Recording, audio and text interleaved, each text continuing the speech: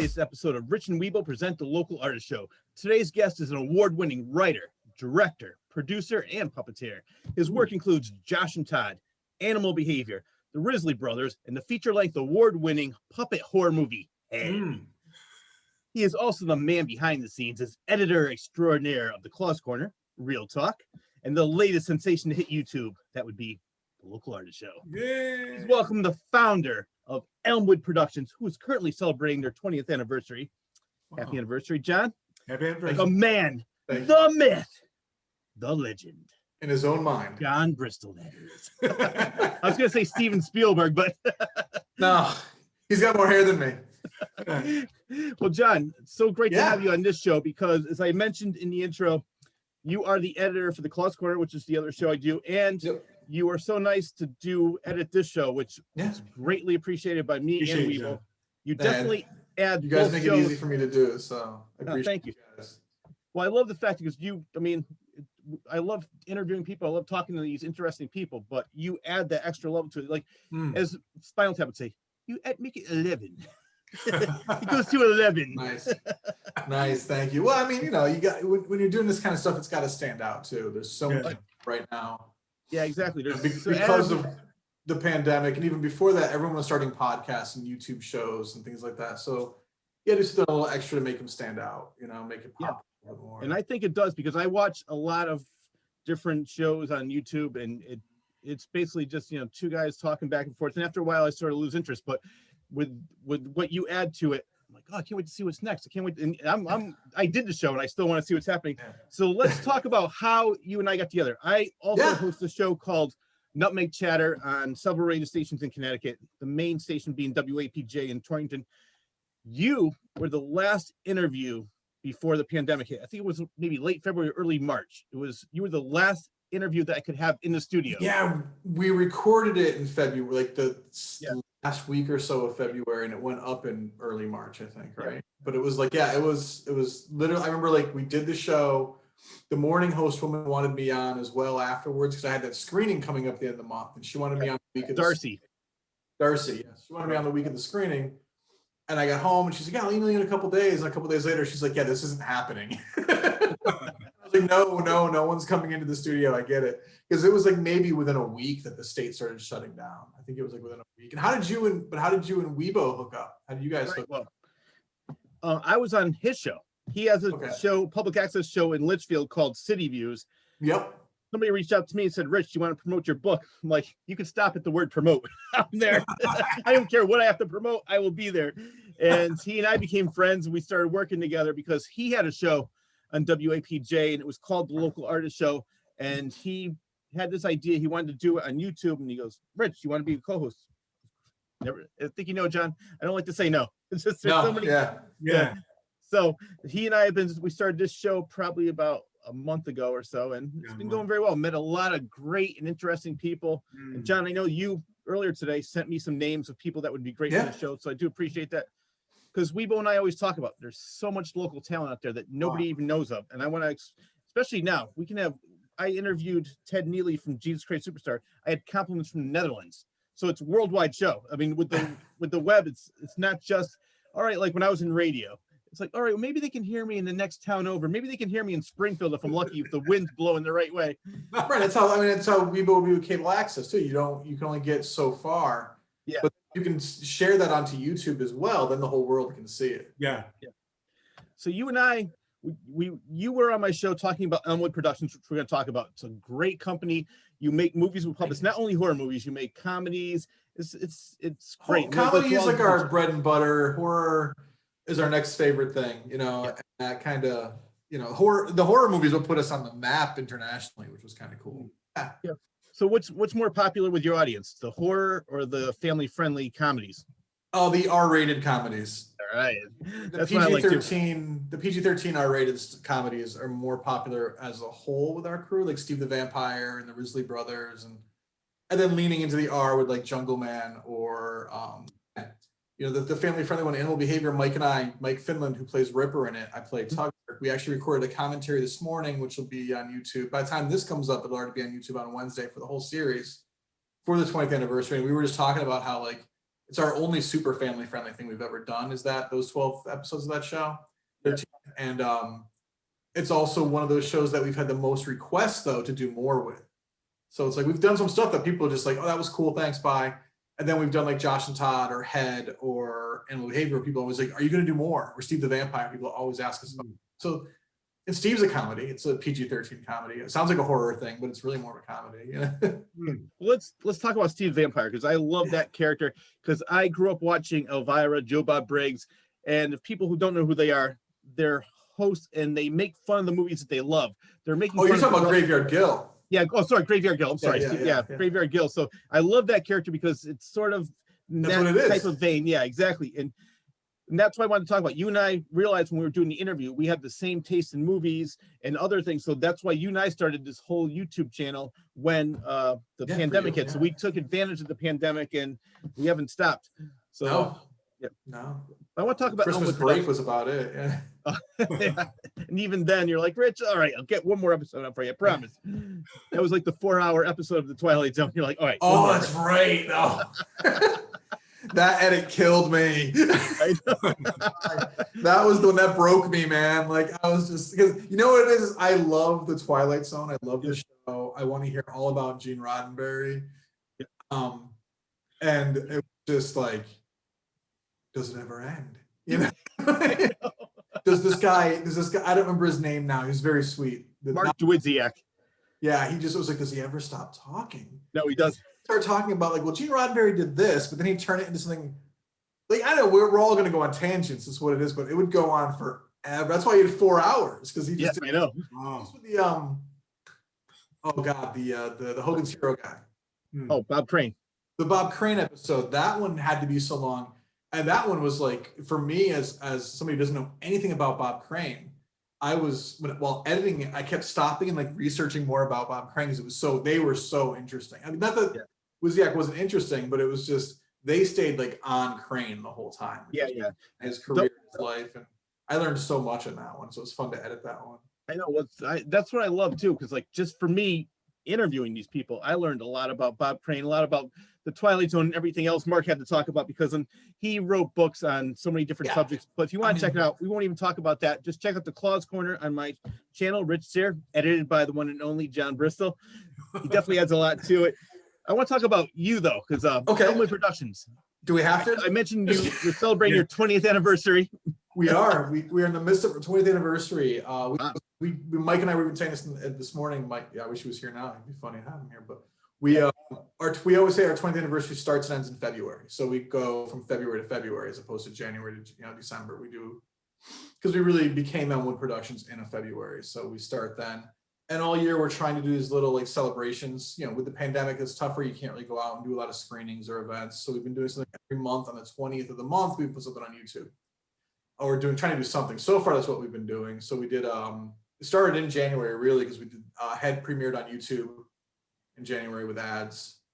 Then we did an event with the Connecticut Guild of Puppetry for Animal Behavior, a screening with them. That was an invite type thing to join the guild or join their Zoom conversation to do it, which was fun. Then February, we did the 10th anniversary of our film Josh and Todd, which was the first ever feature film we did. So that was really fun to do, like a new commentary with the actor who played Josh, who's actually like an internationally known artist. And he only made one movie in his life, and it was this with us. And so him and I, we've been friends. You know, we were friends before the movie, and we were still very, very good friends. So he came. We should get him on this show when he gets back. He's in the Caribbean right now doing a job. But he was like, yeah, let's just do it. It was his idea, and I'm like, we should do this every month, but with a different show or movie. Yeah. And we had a blast, because him and I hadn't talked about Josh and Todd in like 4 or 5 years, because our lives are totally different worlds now from when that movie was made. And so just sitting there that night via Zoom, watching the movie with him and just cracking up, because it's like, remember when that happened? But yeah, it's 20 years. I'm really happy. Elmwood is here 20 years later. We're still going. And wow, that's good. I've only lost a little bit more hair. Look at me, John. Look at me. There we go.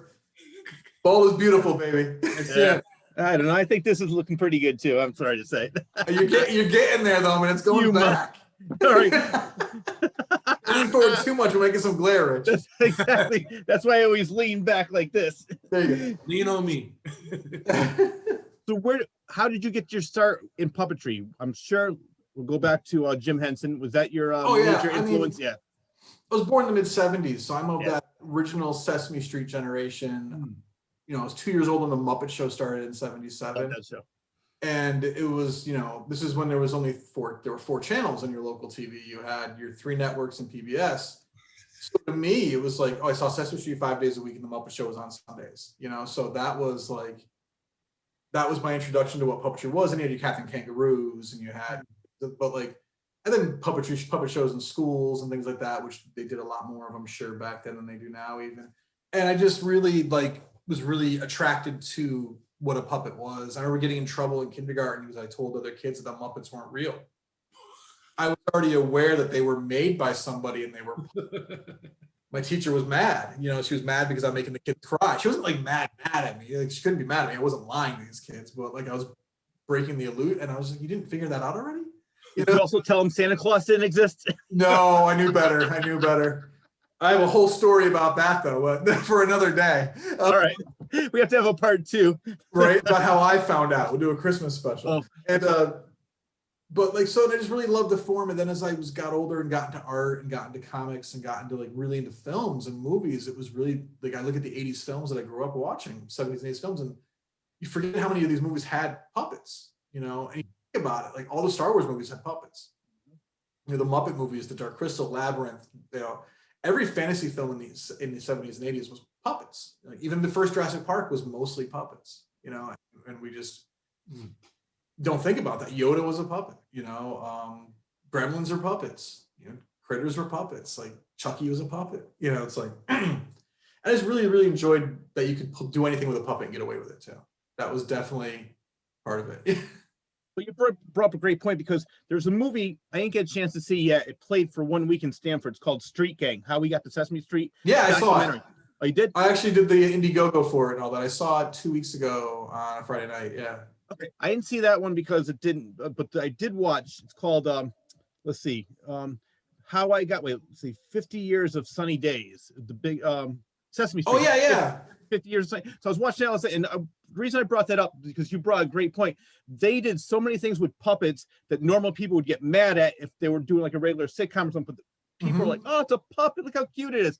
Yep. But what I got mad was like I did not realize maybe at the time because they used to have all the. I was in 3rd grade when we used to go in the classroom, watch Sesame Street, all the 3rd grade classes, and I never realized like how deep they would get into some issues. Like example, when Mr. Hooper died, they talked about it with Big Bird, and they talked about death. Yeah. And I was laughing because it was in the 90s when AIDS was prevalent, and it still is. But I mean, like it was really big, it was brand new, and this puppet was talking about how she was born with AIDS because her mother had AIDS, and in Africa they loved it. They said, "Oh man, we learned so much from it." America, like you had these right-wing people like Jerry Falwell and Bill Wright. Yeah, oh my God! In America, the character was never even part of the show. It was specific to Africa because of how big of an epidemic it is there, and still is there, really. You know, like so. Yeah, so the fact it didn't even need to make the press in America, but because some people just want to hate for the sake to hate. Unfortunately, they're going to find a way to hate anything that goes against their. And I'm going to get in trouble for this, and I don't care, but they're going to go against anything that goes against their superior white agenda.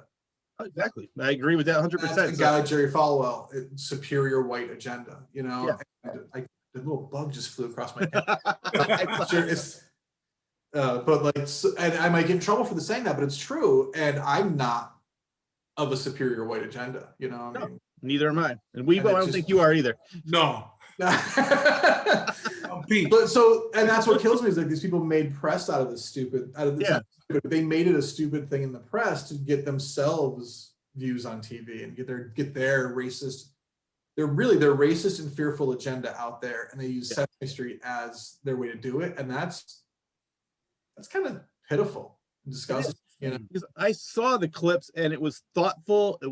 They put a lot of thought into what they were going to talk about, how they did it, how they addressed the issue was great. It didn't talk down to kids. It wasn't condescending, but you learned a lot and it was great. Anything and everything Sesame Workshop does is so well researched before it even goes public. You know, like I don't know how long they were working on that before it hit the television originally in Africa even. But I guarantee you, it wasn't like, oh, let's do this, and 2 weeks later they had it. It was a year in the works, I'm sure. You know? Well, there's another thing you probably remember, but they were saying that a lot of people didn't see it was Snuffleupagus' parents got divorced. Well, they never aired the episode. Yeah, the episode actually never aired. Yeah, they did it. They test every episode before it hits TV too. Yeah, they tested it and they realized they didn't do it right. You know, and that's smart. Okay, they did spend. I mean, a show like Sesame Street is a very expensive show to produce. You know, and especially for public television. And but so they scrapped all those parts of the episode. It shot new things because it didn't work out. Later on, they did have more recently a divorced family in the show. Right. Having Snuffy's parents get divorced didn't just it never aired. Yeah, no, I saw the clip of it. There's clips of that. Some of the documentaries they'll show clips, but the episode itself never actually aired. They talk about Street Gang. Yeah.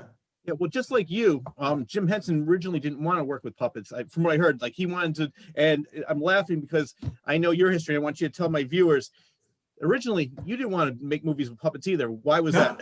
No. Well, like it's Jim Henson wanted to be on television. He saw puppets his way in. That was you know, his local TV station. He wanted to be on TV. He thought his local TV station was looking for puppeteers, so he made puppets and went, and it took over his whole career, and he did enjoy it. He loved it. That's why he kept doing it. He could have dropped it at any time, but he didn't.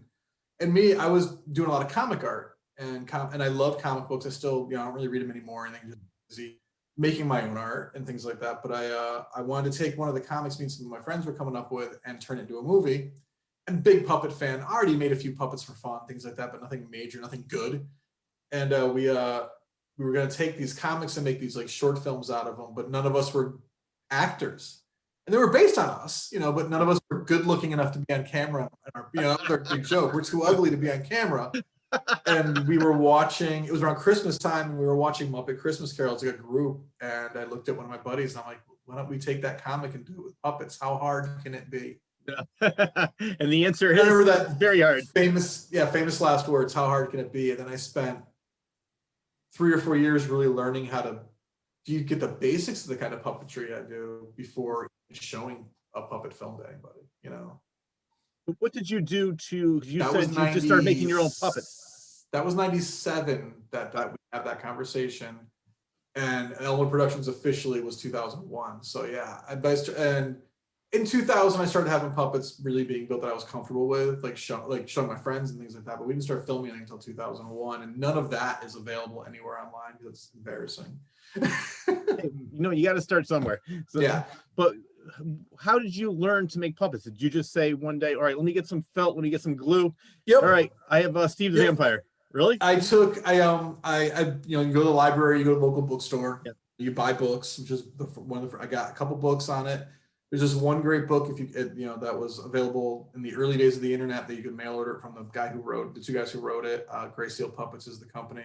And it was about foam puppet making. There were no other books about it. So I remember printing out the order form at my friend's house because it was 97. He was the only friend of the internet, filling it out, and the book came 6 weeks later or whatever, then going out, buying the materials. And then from there, really, reverse engineering some toys, reverse engineering some dolls that were puppets, and trying to figure it out from there. Almost all self-taught. I've taken workshops now over the years and things like that, but originally up through 2004, when I built the first Steve the Vampire puppet, I was completely self-taught.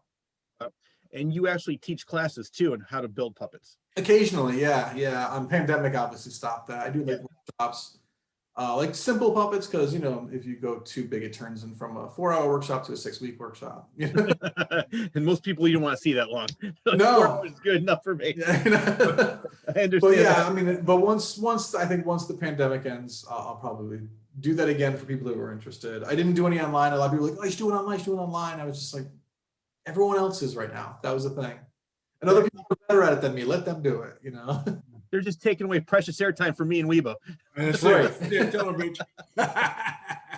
Yeah. I got to tell you a funny story about the Muppets, because my brothers and I were huge fans watching, the Muppet Show, and they used to have this thing called Pigs in Space. Yes. Pigs in Space. My brother, he says, all right, I'm going to write. There was a writing contest. He came in second place, and his story was Turkeys in Space. It was exactly word for word the episode that was on Monday night at 8 p.m. And even my brother said, "Doesn't anybody watch the Muppets?" They had no idea. He came in second place for Turkeys in Space. Plagiarized the Muppets. I guess if you're gonna plagiarize somebody, aim for the top, and he did. Yeah, go for the best. But what's so great is the Muppet Show and Sesame Street. It became where it was like the in thing to be on that show. All these great guests, Stevie Wonder, and other people. Sesame Street is still a cultural phenomenon like that, where every major celebrity still wants to be on it because you're there forever once you've done it. Sesame Street reruns everything. They rerun bits. They have DVD. They have their YouTube channel. So if you're Paul Simon, you did Sesame Street in 1975, kids are still watching that now. Yeah. The Muppet Show was the most watched television show in history. Wow. For one while. It was the first Western show shown in Russia. Wow. This was so to be on the Muppet Show was internationally huge. Sesame Street was just America forever, but the Muppet Show blew up, and that's really cool for any guest star. That's why you watch the first season, there's so many British guest stars because the show was made in England. Oh. But they were not famous over here compared to over there, but because they were in England, no one wanted to be on the Muppet Show that first season because it was the Muppet Show. And then it blew up, and now Paul Simon wanted to be on it, Sylvester Stallone wanted to be on it, Christopher Reeve wanted. You had all these A-list stars of the 70s and 80s who were lining up. I think one of my favorite guest stars for that show is Buddy Rich versus Animal, the drum. Oh, that's a great one. Yeah. Drum war. I love that. They did it. The Muppets came back in 2015 with a new series just called The Muppets. About a late night talk show. Miss Piggy was hosting one. And they do a reenactment of that drum battle, but with Dave Grohl from the Foo Fighters. I like him. It was kind of cool. They threw back to that. I was like, all right, that's cool. I want to get your opinion on this because I think it's stupid, but now that Disney bought out the Muppets, they have to put a disclaimer on there. I think let me give you my opinion, but then I want your opinion. It's a children's show, and I love the Muppets for the same reason I love South Park. When you're watching a show, kids are laughing at it for one reason, adults are laughing at it for another reason. Not everybody is looking so deep into it where they have to say, "Oh, this is how people used to act in the '80s." We're not like that now. You know what? My thought process is when you watch any television show now that's on TV, there is a little thing in the corner, a little rating, whatever it is, TVG, TVMA, TV, and if the Muppet Show came on this now and it was new, it would have that as well. Yeah. Now, the episode has it, there is some, by modern terms, racially insensitive things. Nothing racist, just kind of bad jokes, just some bad jokes. And that's really, and there's smoking, things you wouldn't do now, and drinking that you wouldn't do now necessarily in a kid's show. Muppet Show was never a kid's show that was aimed at adults, and kids watched it because it was on early enough and their parents let them. It's true. I think people forget that. And Disney Plus didn't forget that, and putting that rating on it, I think, is almost, putting that disclaimer is almost intelligent. South Park has a disclaimer. I know, but that's why I was saying. That's why I brought up South Park, because that's another show. I don't think it's stupid. I think it's very. It's unfortunate that now people's sense of humor is. There's too many warriors for everything. Keyboard warriors who. It goes back to the Jerry Falwells where we were calling earlier. A guy like that could turn around and be like, oh, well, they did this religious thing in an old episode of the Muppet Show, and I didn't know in advance, so I'm offended, so it's easier to put a disclaimer on it and let people get mad about it for 20 minutes because most people have forgotten now. I know. Well, I agree with you. As a buddy of mine said, when that hit the news, it was a slow news week, or they're trying to distract us from something way more important. I agree with that 1,000%. Yeah. And it also makes the show more popular because people want, like, similar to Tipper Gore in the 80s with the PMRC. Yeah. You put a label on it. I think every band after a while said, put a label on my record. I want the notoriety. Yeah, and people that might not have watched the Muppet Show on Disney Plus went back and go, why would they? I gotta find out now. And then they started watching the show again, which is cool. But then it goes back to even the Sesame Street with the whole controversy with Bert and Ernie. They're Muppets, because they're two Muppets. They're not human beings, and who cares what? Here's my stance on the Bert and Ernie thing. One, they don't exist from the waist down. Exactly. Two, how many people in the 70s, 80s, 90s now in New York City live with a roommate? Exactly. That's normal. I know. 3, if you're a gay person and you watch Bert and Ernie and you relate to them as a gay couple, that's awesome. If you're a straight person and you relate to Bert and Ernie as two buddies who drive each other crazy, that's awesome too. Let it be what it is for you, you know? For me, they're just, because I grew up with thinking of them as just roommates, because that was just, I don't know. What do you think, Wibo? What do you, I mean, roommates, you know, like. Wibo, the world wants to know what you think. Roommates. Roommate, yeah. Like, that's just how we think of it, because we're roommates. We're straight. I never even thought anything about that. Yeah, exactly. I mean, the Teletubbies maybe. No, I'm just kidding. But you know what I mean? It's like I never. Yeah, no, yeah. It's so stupid to even make that an issue. Yeah, you know, in Sesame Street, you know, at some point we'll have the openly gay character. They're probably, I'm sure they're trying to figure that out. How do we come up with an openly gay Muppet? Yeah, and that's fine, because if you watch the Muppets, there are clearly gay characters in the Muppets. Right. But Frank Oz has always said that Miss Piggy is a linebacker in drag. You know? So it's like there's that give and take of how you portray a part, you know. Yeah, and I love the fact he's still doing it, isn't he? No, Frank Oz? He's not. Okay, no, he retired in early 2000s. Okay, he's still movies, but he's not puppeteering for the Muppets or Sesame Street anymore. Yeah, he's still working with Star Wars. The new he's still Yoda. Okay, yeah, that's all right. Well, when they use Yoda, he's still Yoda. Yeah. So we're having this whole conversation about the Muppets because that was a huge inspiration to you, and you started making movies because you were too ugly for the film. And how did you get puppeteers? Did you get your friends together and say, let's do this, or did you actually audition people? Blackmailed people. Originally, I had like these couple of really, really close friends who were interested in it as well. We, you know, one of my friends, Pete Luco, who's been with Elmwood Productions from day one, he was like, the day you said we're doing this, I was in for the ride. And he's like, and even if I didn't want to do it, I was like, well, I got to try it at least, because we have that kind of friendship. He was in the car, so I was in the car. So he was into a certain type of music, I'm into that music, and I'm into this type of music. We've always been that kind of friendship where we help each other out and we get each other into things. And so he was like, I'm in if you're in. Let's give it a shot. And if he didn't like it, he could leave. And that was the joke. If you don't want to do it anymore, just go. And 20 years later, he's still here with me as one of my main partners. And it's not just 20 years, huh? What was that? 20 years, huh? 20 years, dude. I've been friends with him for 36. Wow. Known each other since we were 10. Yeah. So so originally I was just asking my friends, hey, do you want to come help us out with this project? Do you want to help us out with this movie? And then other people would be like, oh, well, you're doing that? How can I help? And it was great. The only time we've auditioned twice, like done open auditions in the public twice. One was for Josh and Todd, because it was a feature film. We were using actors, because it's half actors, half puppets. And we didn't have actors. We had always puppeteers, but we didn't have actors.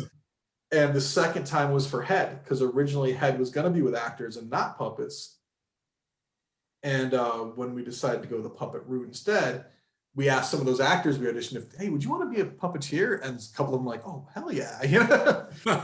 Auditioned in the first place, hoping at some point I could puppeteer too. So it worked out great. I think it's probably better to do it that way, because you don't have to deal with egos as much, because you know the person, you get along, and you're in sync and you work together well, instead of bringing somebody from the outside. Well, this is how I do it. It's like, well, yeah, and you know, I mean, actors, I would want that, because we don't deal with actors a lot, you know. But with puppeteers, I'm grateful that the people that we brought in either were very green and wanted to learn, or knew enough that we didn't have to overly train. So we you know, it's a give and take, but it's been good. That's how we get people, though. We just ask our friends, or our friends ask us, or somebody hears about us and was like, oh my God, how do I get in? I get emails all the time. Hey, are you hiring? Hey, are you this or that? It's like, when we have a project, and try to cast from within first, you know. So what was the first thing you did? I know you mentioned one that wasn't, we'll never see the light of day. What was the first? Was it Josh and Todd was the first that was released? The first thing that really kind of got attention was Steve the Vampire. That was the first episode. The first 4 episodes really did pretty well for us, bouncing around at different like little events to screen and things like that. Then they hit YouTube, and then we kept filming them. And then the next big project we did while filming Steve, we shot episodes of Steve over the course of 6 years.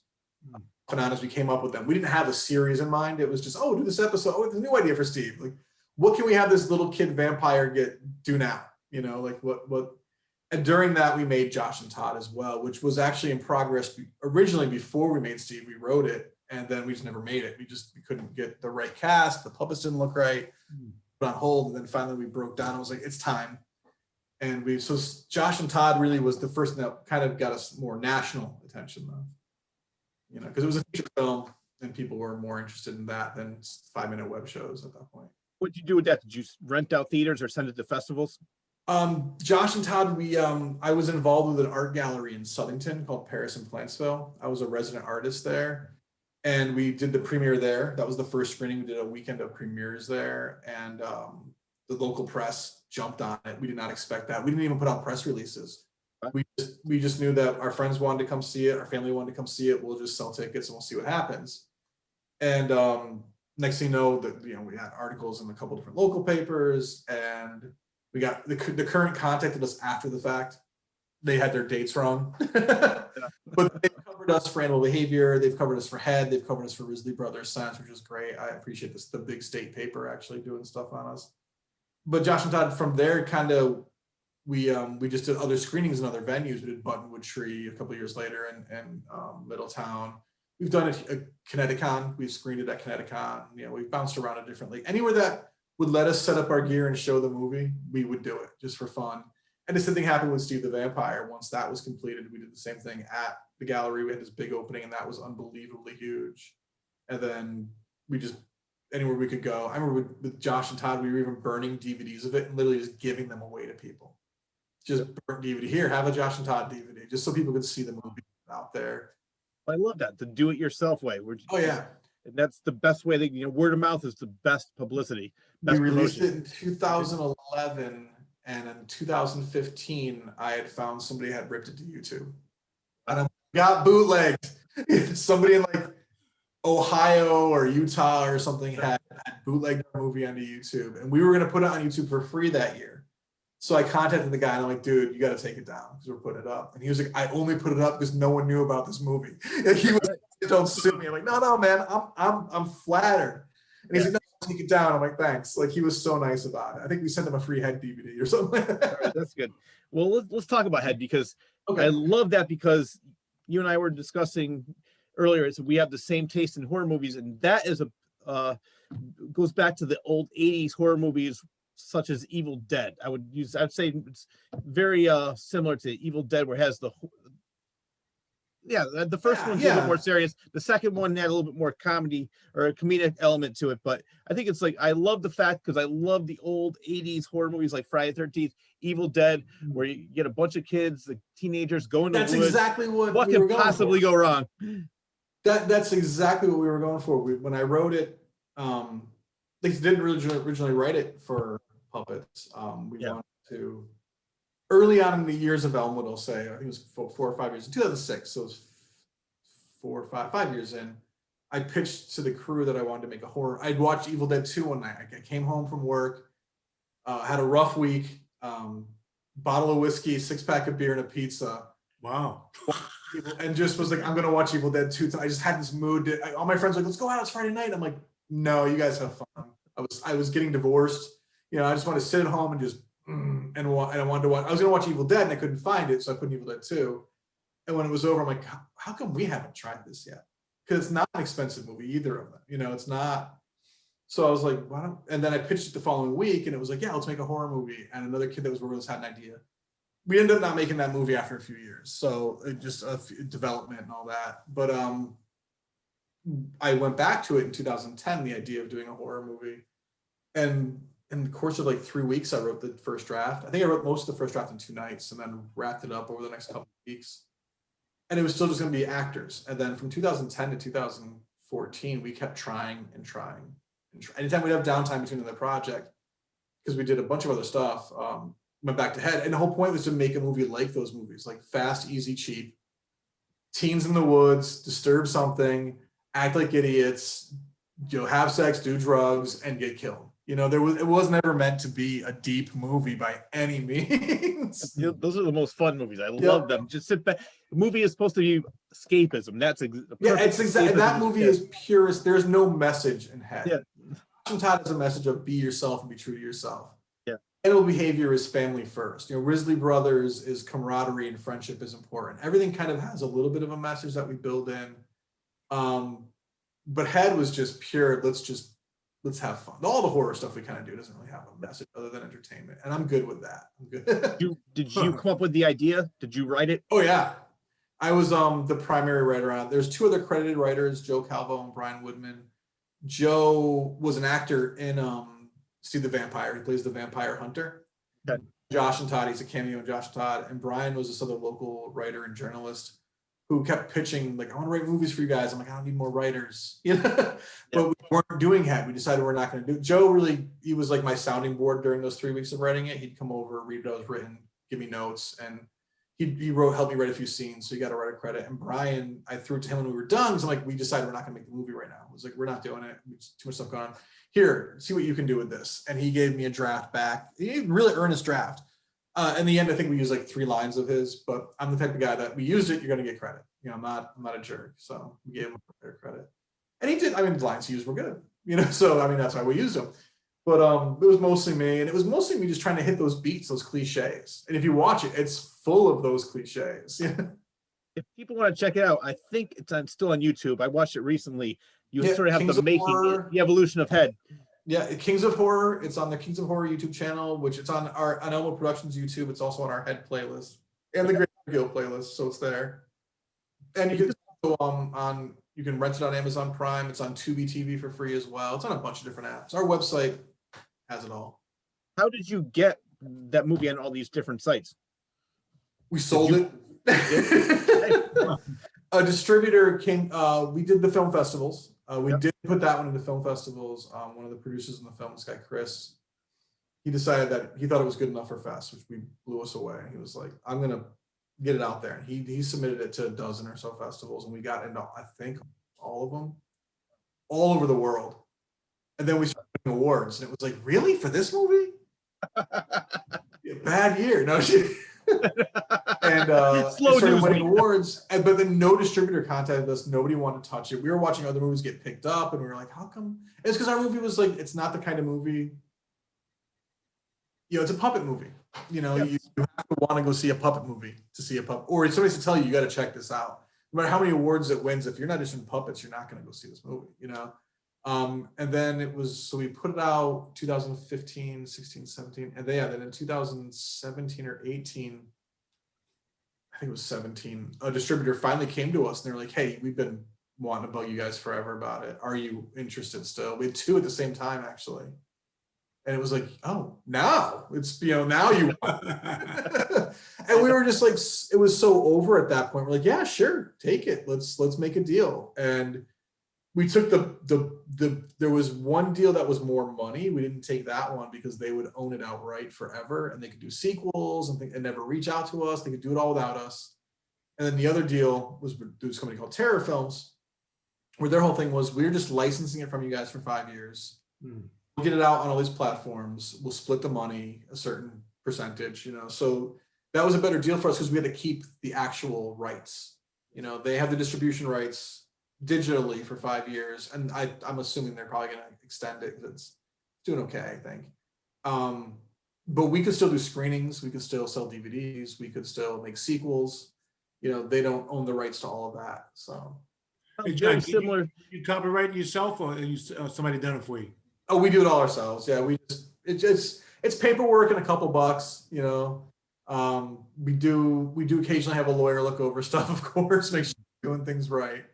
But yeah, we have the LLC. We have we have 2 different actual businesses within Elmwood Productions, 2 official legal businesses within it that take care of all that. A lot of it's me. Ricky Passmore was my producer on Head. He directed Risley. He directed Jungle Man. He directed a bunch of stuff, but he's our main editor on a lot of the shows too, and he does some of the legal stuff too. We talked about our love for the movie Evil Dead. There's actually a puppet named Bruce in that movie. Yes. And that would be when I wrote Head, I wanted to have little references to different horror movies and different people I knew and things like that. And I made there a very Ash-esque character from Evil Dead, the first one, which was kind of a wuss. I made a very Ash-esque character in it, but we named him Bruce, as in Bruce Campbell. And when we were casting, we didn't care. Whoever plays it, plays it. It doesn't have to look like Bruce Campbell. But when you decide to do it with puppets, you can make a Bruce Campbell puppet. And that was what was cool. So the puppet looks like Bruce Campbell. Yeah. Which is funny because in Ash versus Evil Dead, I think There's the a last puppet. season they had a Bruce puppet. Telling you, man, they knew about our puppet. Yeah. We met the ladies at CT Horror Fest, and we had the puppet with us because we had a booth there one year. Yeah. One of them was texting Bruce Campbell pictures of the puppet. Coincidence? Later, Ash versus Evil Dead starts, and I'm like, I wonder, you know. Well, at least it's a small minor victory for yourself. You know That's it, right. we know we it. Did it. We made Bruce first. We made it Bruce Exactly. We still have that puppet. Most of those puppets did not survive the movie. They were so covered in blood and everything, they got gross and had to be thrown away. But we still have Bruce somewhere. Question, because that movie, most of it takes place in the woods. Where do you film all of your movies in Connecticut? Yeah, we've never filmed anywhere but Connecticut. That one was mostly Bethlehem, a property in Bethlehem. Now, I know with not most movies, a lot of lower budget movies, they have to film and leave before the cops come because they don't have. Yeah. And I'm guessing I've done that. Head, we didn't have to do that with because we had permission to be on the property. It was a buddy of ours' dad owned a chunk of land, and one of the guys who worked on the film, Russ, he's one of the main guys from Elmwood for years. You know, he was one who created Shoot the Vampire with me and things like that. His dad owned a chunk of land, and he let us film on it. Funny is that tree with all the heads on it was like 3 yards off his land on somebody else's land, but we didn't know because we were just wandering the property.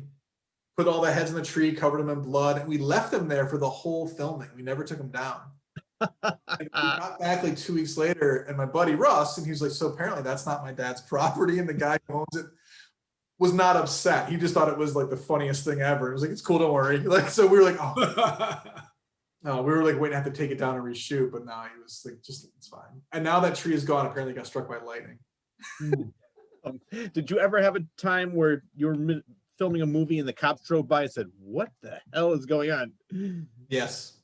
When we were making Animal Behavior, we were shooting in downtown Plainville, Connecticut, on train tracks. There's these train tracks that go right down Main Street. And we have this private property right off of it where my buddy Gabe has a carousel restoration shop called WRF Designs.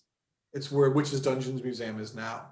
That property, we can use that parking lot pretty much whenever we want. We have permission from the guy who owns Gabe, who has WRF Designs, the carousel restoration place. So we park there and we go over to the train tracks, and we know we're trespassing on the train tracks. We know it. It's like 9 o'clock at night. There's no one in downtown Plainville. It's like, we're gonna 10 minutes and we're out of here.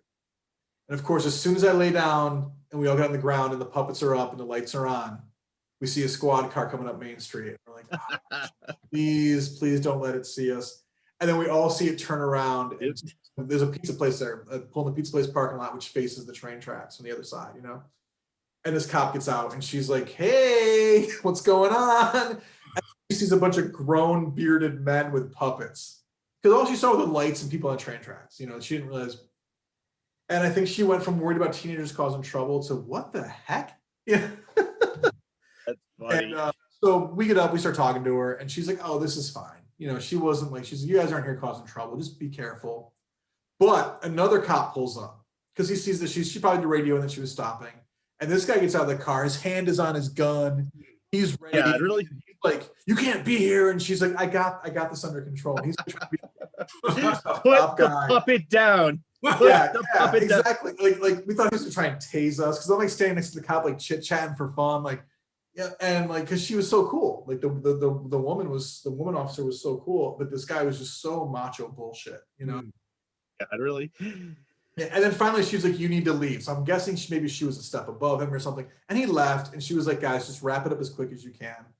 She's like, I have to go from one end of the town to the other and then come back this way. Just be gone when I get back. And we're like, we were. It took us like 5 more minutes and we were out of there. But his name escapes me, but there's a director and writer.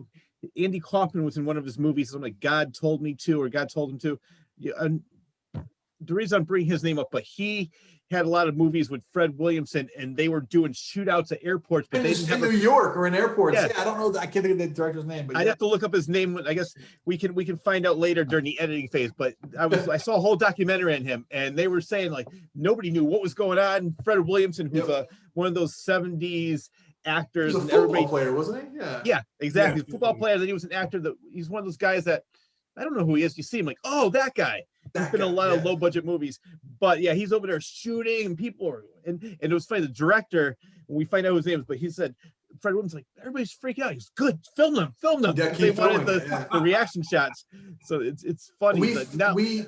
We had filmed so much in Plainville. I lived in Plainville for a while. The guy who co-directed Josh and Todd and me, Jim, he lives in Plainville still. He was living in Plainville then. So we would always be like wandering the streets of Plainville with puppets getting shots. And the police usually would just drive by and laugh because it was only 2 or 3 or 5 of us. We weren't ever causing trouble. We still don't. We shot in Plainville 2 weeks ago. You know, like I think they're just, and I live right near Plainville. I think they're just so used to us now that it's just like, oh, it's those guys, you know?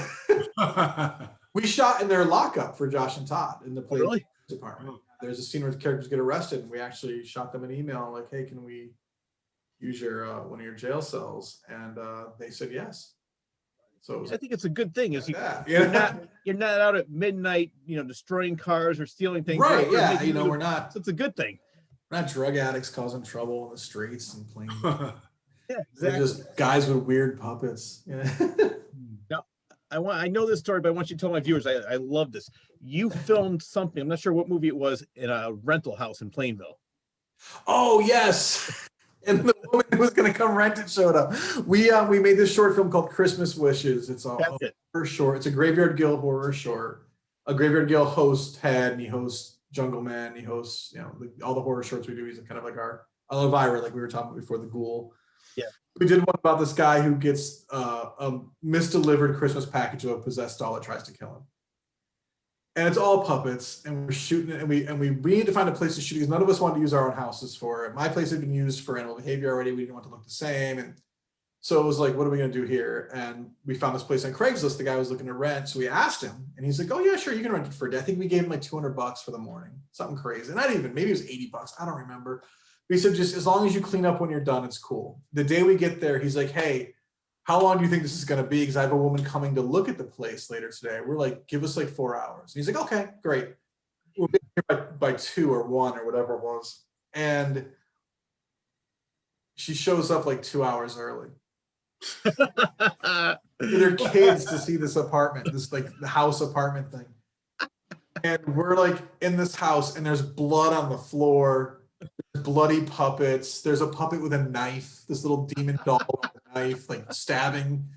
And the woman just lets herself in. Like the door was closed. Like she just doesn't even wait to find the guy whose house, wait for him to show up. She noise. So she's just, oh, he must be in there cleaning or setting things up. Walks in, sees it, and we all like freeze and like, because this has got to look like a snuff film, you know? And she just started laughing. Like she was like, "What is going on?" And we're like, "Oh, we didn't expect you here so soon." And she's like, "Oh, it's cool." And then the guy comes running because he lived right in front of me, at a house in front of it in the same property. He comes running. "What are you doing here so early? This and that." And she's like, "What are they doing?" He's like, "They're making a movie." She's like, "That's great." Like she was just like, not. But we felt so bad for the kids because I don't know what they thought. I don't know. You know, I don't.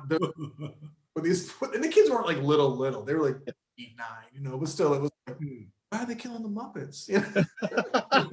They didn't kill Kermit, did they, Mommy? Right.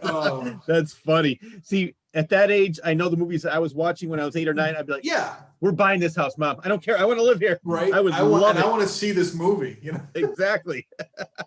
Oh, I love that story. And you said, where can people find that? It's also on YouTube? That one's on YouTube. There's on Elmwood Productions YouTube channel. There's a whole Graveyard Gill playlist of all the Graveyard Gill related stuff. You are Graveyard Gill. I play Graveyard Gill. Yeah. Yep. How many puppeteers do you have now?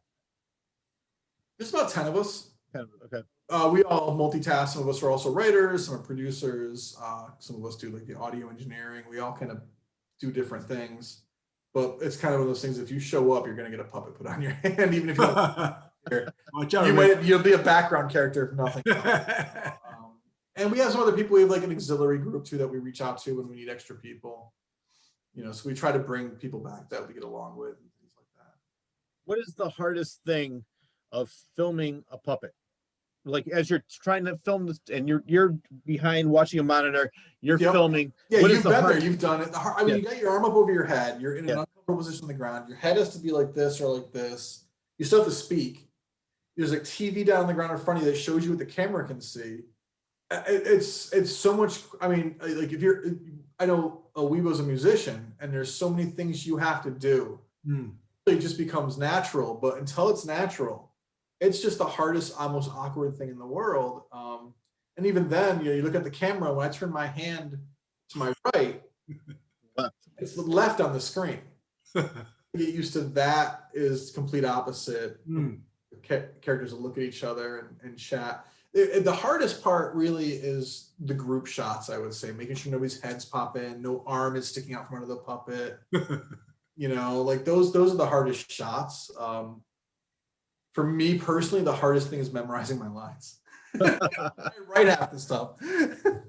Can you have the lines on the floor while you're doing this? Yeah, always. Yeah, so every TV show, every movie, everyone's got their lines everywhere. Like there's no such thing as off book. That's a theater thing, I think it's funny, going back to Marlon Brando, he cannot remember his lines at all. He would have them on the Q-tips, the Q-tip, and on the wall, like on a shirt. Cue cards, yeah. Cue cards. But somebody would have them like on the person when I couldn't see, they'd have them on the wall in the back. So he would always look. I think, you know what? Hey, whatever. The funniest story is Ian Gillan from Black Sabbath. He could not learn the Ozzy songs. We're talking about music too. Yeah. But so he says, I just can't get it because it doesn't have there's no cohesiveness to it. He goes, it has no story to it. So I said, all right, I'm going to put all the lyrics on the bottom. And he didn't realize that they're going to have the smoke, was it the gas? When the beginning of the concert, dry gas. I guess. Yeah. So he said he couldn't see. So he started pretending like to make it look natural. He started banging his head, going to the ground. Generals gathered in there. Masses. But yeah, whatever gets you through, because I know whatever. I've been in plays, and one time I had a line and I just completely forgot where I was, and they're waiting for them. They're waiting for me. And then it just came to me, and I said, "All right, I'm done." Yeah. But yeah, I mean, I've done a little bit of theater when I was younger and things like that, and inevitably, I would always forget a line. It is what it is, and I just go with it. Make up or remember it, or same when you're playing an instrument, you forget where you're at, you forget add on, go and just power through the best you can. Sometimes the best lines. How many people won't even notice sometimes too? Yeah, they're so into whatever else is happening, or they've never seen it or heard it, or it's just your interpretation. No, I always say that too. I said, you're the only one who knows you made a mistake, so just keep on going with whatever you're doing. But sometimes the best lines in movies come from not remembering it, and then you improvise something like, that's even better than what. Yep. So one of my favorite things about the Josh and Todd movie is at the end we have outtakes as the credits are rolling. Yeah. That cuts back and forth to us goofing off and screwing up our lines. And one of my favorite ones is one where Eric, who plays Josh, is talking to his soon-to-be ex-girlfriend in the movie, or is it an ex-girlfriend? I don't know. The girlfriend that he's having struggles with throughout the film. And she yells at him and he yells back and he goes, you know what? I don't know my line. And it's just one of those moments where it's just and literally I remember when we were shooting it, there was a kitchen table next to them. And his notebook of his script was open on the kitchen table. And he turned and they started looking at it. Because it was just out of the shot, you couldn't see it. But if you know it's there, he's looking at his script now. That's right. Well, right before the pandemic hit, you were going to have a premiere of Head in Hartford. Yeah. Has that been rescheduled? We were going to do a 5th anniversary screening at CT Improv in Hartford, the Improv Comedy Theater. And it is rescheduled. It will now be in honor of Elmwood's 20th anniversary instead of the 5th anniversary of Head. And it's going to be in October, I think October 2nd. Tickets aren't on sale again yet, but if you are watching this and you have tickets from the previous show, they are valid for the rescheduled date. I've been there before for several shows. It's a great place. Great spot, great people. I'm really excited to be screening it there. Yeah. And we're making a new movie now, finally, too, which is nice. Oh, what's that going to be? Bernice 2 is the name of it. A little bit about it, Rich. Yeah, it's a sketch comedy film. It's like Saturday Night Live, Amazon Women on the Moon, Kentucky Fried Movie. Yes. Those type of movies, but with puppets, of course. And it's going to be PG-13. We decided our first 2 movies we made that were feature films were both R. So we wanted to not tone it down because it's still wacky and weird, but we're not having the F-bombs and things like that. But it's all just skits that have these 2 characters that appear in every skit. Some of them are, completely absurd and wacky. Some of the skits are more subtle and sweet and nice. There's a couple musical moments, which is kind of cool, something we've never really done before. We've done music videos before, so we're using some of that kind of technique in the film too. So it could be an hour, it could be 90 minutes. We're not really sure how it's gonna end up, the length, but it's gonna be one of our weirdest things we've ever done. And is Bernice 2 be out in the fall? People can find that on your YouTube channel. It won't be on YouTube right away. We're gonna do the film festivals and things like that, and we're gonna do some screenings. Though we'll have events. We're gonna do an online screening the week that it premieres. We're setting that up with a group right now that have a streaming network, so they're gonna do an online event for it. But yeah, and we'll be selling the DVDs, all that kind of stuff. But we're gonna try and get it into some festivals if we're that happy with it, and then we'll end up on YouTube or somewhere else. Yeah. You're saying Bernice 2. Was there a Bernice 1, or is that just a play on words? Yes, there is a Bernice one, but it's completely unrelated. Okay. Bernice is this funny short film that Mike and I from Elmwood made, just to be goofy one day. And it's literally the two of us, mostly him, just running around saying the name Bernice. And it's silly. We're making fun of art films, is what we were doing. Yeah.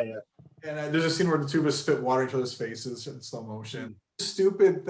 It was just us being goofy on like a Wednesday afternoon, and it hit YouTube on our channel. People thought it was hilarious. So when we went to make this, we had a different title for it originally, but we didn't want to call it that anymore.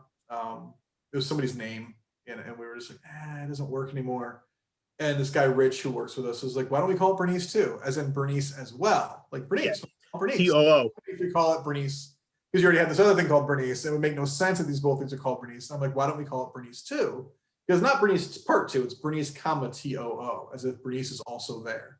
Yeah. So Bernice too. And we found a way to work the name Bernice into the film too, which works out great. So any aspiring puppeteers, because I know how hard it is. I've seen you work, I've seen your other puppeteers work. What is to make the puppet look natural as they're talking? What do you recommend? Because I know you told me has something to do with the thumb. A lot of it has to do with the thumb, dropping the thumb down. You know, a lot of people want to put a puppet on and just open the mouth as wide as they can all the time. But when you talk, your head doesn't go backwards. You know, your jaw goes down. And your head moves. Like, so you want to have the head go forward as they're saying things, or pull back or turn. And so the key though, step one is getting that thumb used to going down. And some puppets they're not designed to do that easily. So the mouth will go up, but you got the eyes. Make sure the eyes are still looking where they're supposed to look as the mouth goes up. And then you'll never lose that eye contact with whatever, and that realism doesn't break. That's the first lesson to me for this style of puppet, the hand style of puppetry. Yeah. Did you learn that on your own, doing it in the mirror, or did you? Yeah, doing it in the mirror, doing it with video cameras, doing it in the mirror, staring at the puppet while talking, watching other puppetry growing up and all that. I kind of put that together, you know. So, and there's so many people now on YouTube who do puppetry tutorials and all that. So it's like, that's what you and I talked about. That if there's anything you want to learn, just type it in on YouTube and you can find somebody that's going to teach you how to do it. So I think back to like when I was learning how to build puppets, and I mean, YouTube didn't even exist when I first started in the late 90s, and even into the early 2000s, there was nothing on YouTube for this kind of stuff. And now, I mean, I think it's great because I want more people that do puppetry to be better, because there's so much bad puppetry out there, and it makes everyone look bad, makes everyone think it's cheap. You know, that's with any kind of art, any kind of music. When people are doing it poorly and playing themselves off as professionals, it makes everyone look bad. Exactly. So I love the fact that there's these people out there that are trying to show you how to do it better and do it right, so everyone can be elevated to a better level. You know, well, similar to what you said earlier about making the Claus Corner and the local artist show stand out. It's like with you, you put so much work and so much effort into it, and you can see the difference between that and say somebody just says, "Hi, my name is Rich."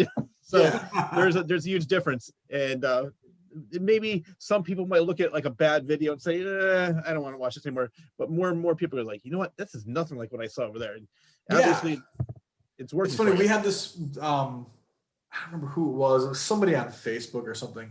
Just messaged me out of the blue, and he was just like, he's a puppeteer as well. And he was like, "Hey man, I stumbled upon your stuff like 4 or 5 years ago, this and that." And he's like, "You guys are legit." And that's how he said, and I'm like, "Well, thanks." You know, like that's a compliment. Like, I'm thinking about all these other people out there and like, you guys are legit. It's like, thanks. That's what we're trying to be. Yeah. Yeah, and you're definitely succeeding because Head came out several years ago. You said what it could be, it was the 5th anniversary set. It'll be 6 years. It was 6 years in March. It was 5 years last year when we first met. 6 years in March it came out. Yeah. Now you're working on a sequel, which is weird. 2 sequels. There's 2 sequels in the works. Yeah, I'm not giving anything away. We're not really, like as far as the fact that we want to do these things. Yeah. They're 2 very different movies, which is kind of the point, that just take place in that world of Head. The second one, part 2, is more of the supernatural thriller. It's still the scarecrow guy trying to kill people, but it gets more into the backstory and things like that. And part 3 is your completely balls to the wall gore fest. That those, we want to make them so different from the first one that you're getting a different experience with each movie, just the same type of or same killer. And Rich, you're going to be helping us out with part 3, which is exciting, because I'm a fan of your writing and we want you to help out. Rick Corbo is another guy that we work with, who's a writer, and he's been a puppeteer, and he wrote an episode of Risley. He wrote Christmas Wishes. Yeah. He's a good horror writer too, and he wrote Head 2, and it was, so I know he's still working on a draft. This is next year, maybe the year after. I'm hoping next year we start shooting them. I know that they're slowly lifting restrictions. Have you started filming again?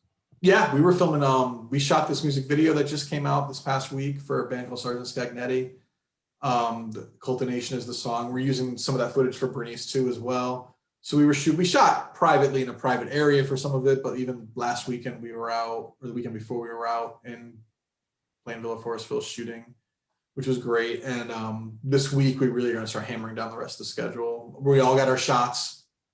Yep. I got my Johnson & Johnson, 1 and done. Nice. So I'm happy.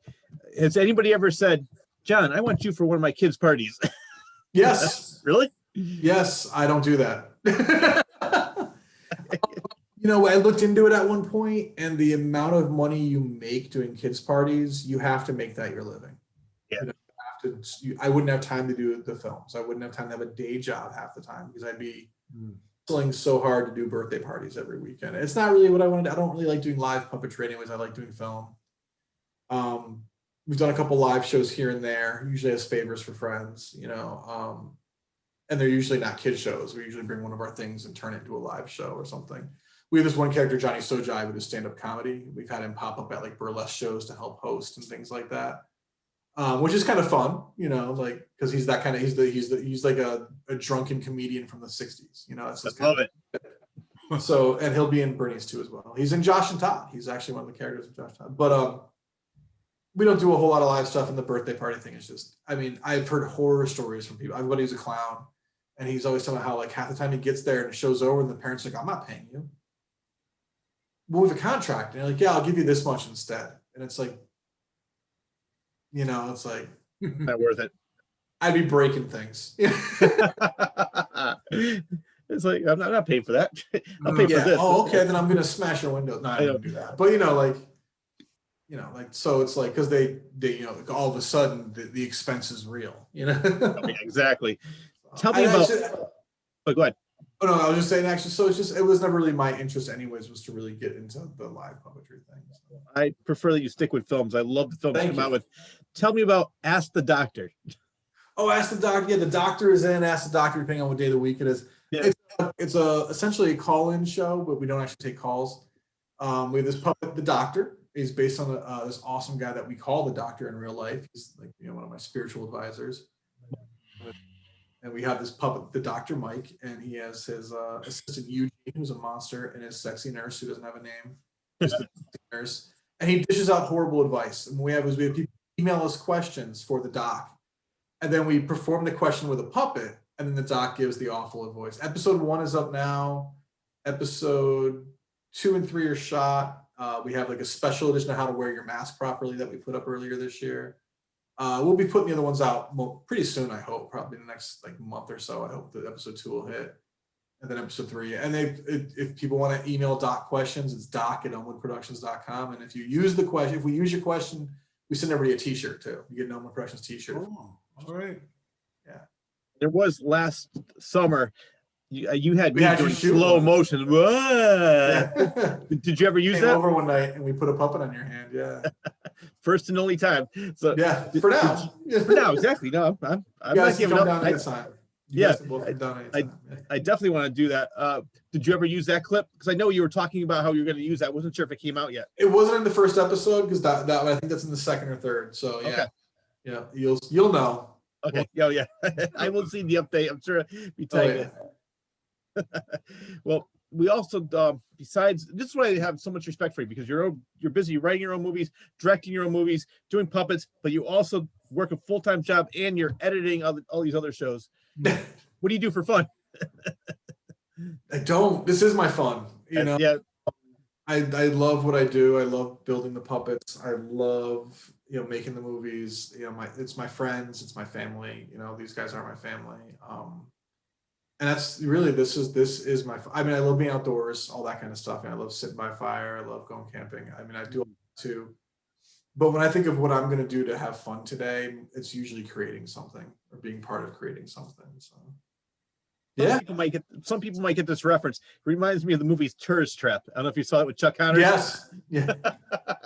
Why don't you like me? Yeah. With all the mannequins. But that's you and your puppets. But what's funny is like people expect to come into my house and see like 1,000 puppets in my house. Yeah. I might have one. Yeah. I might be working on it that day, so I'm sewing, or I might like right now. I know in my living room I have a puppet of my cat. So I was harassing my cat with it.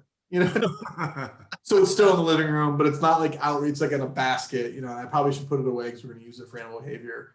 But because we're doing a second series of that. And yeah, my house isn't full of puppets. I have a whole studio for that.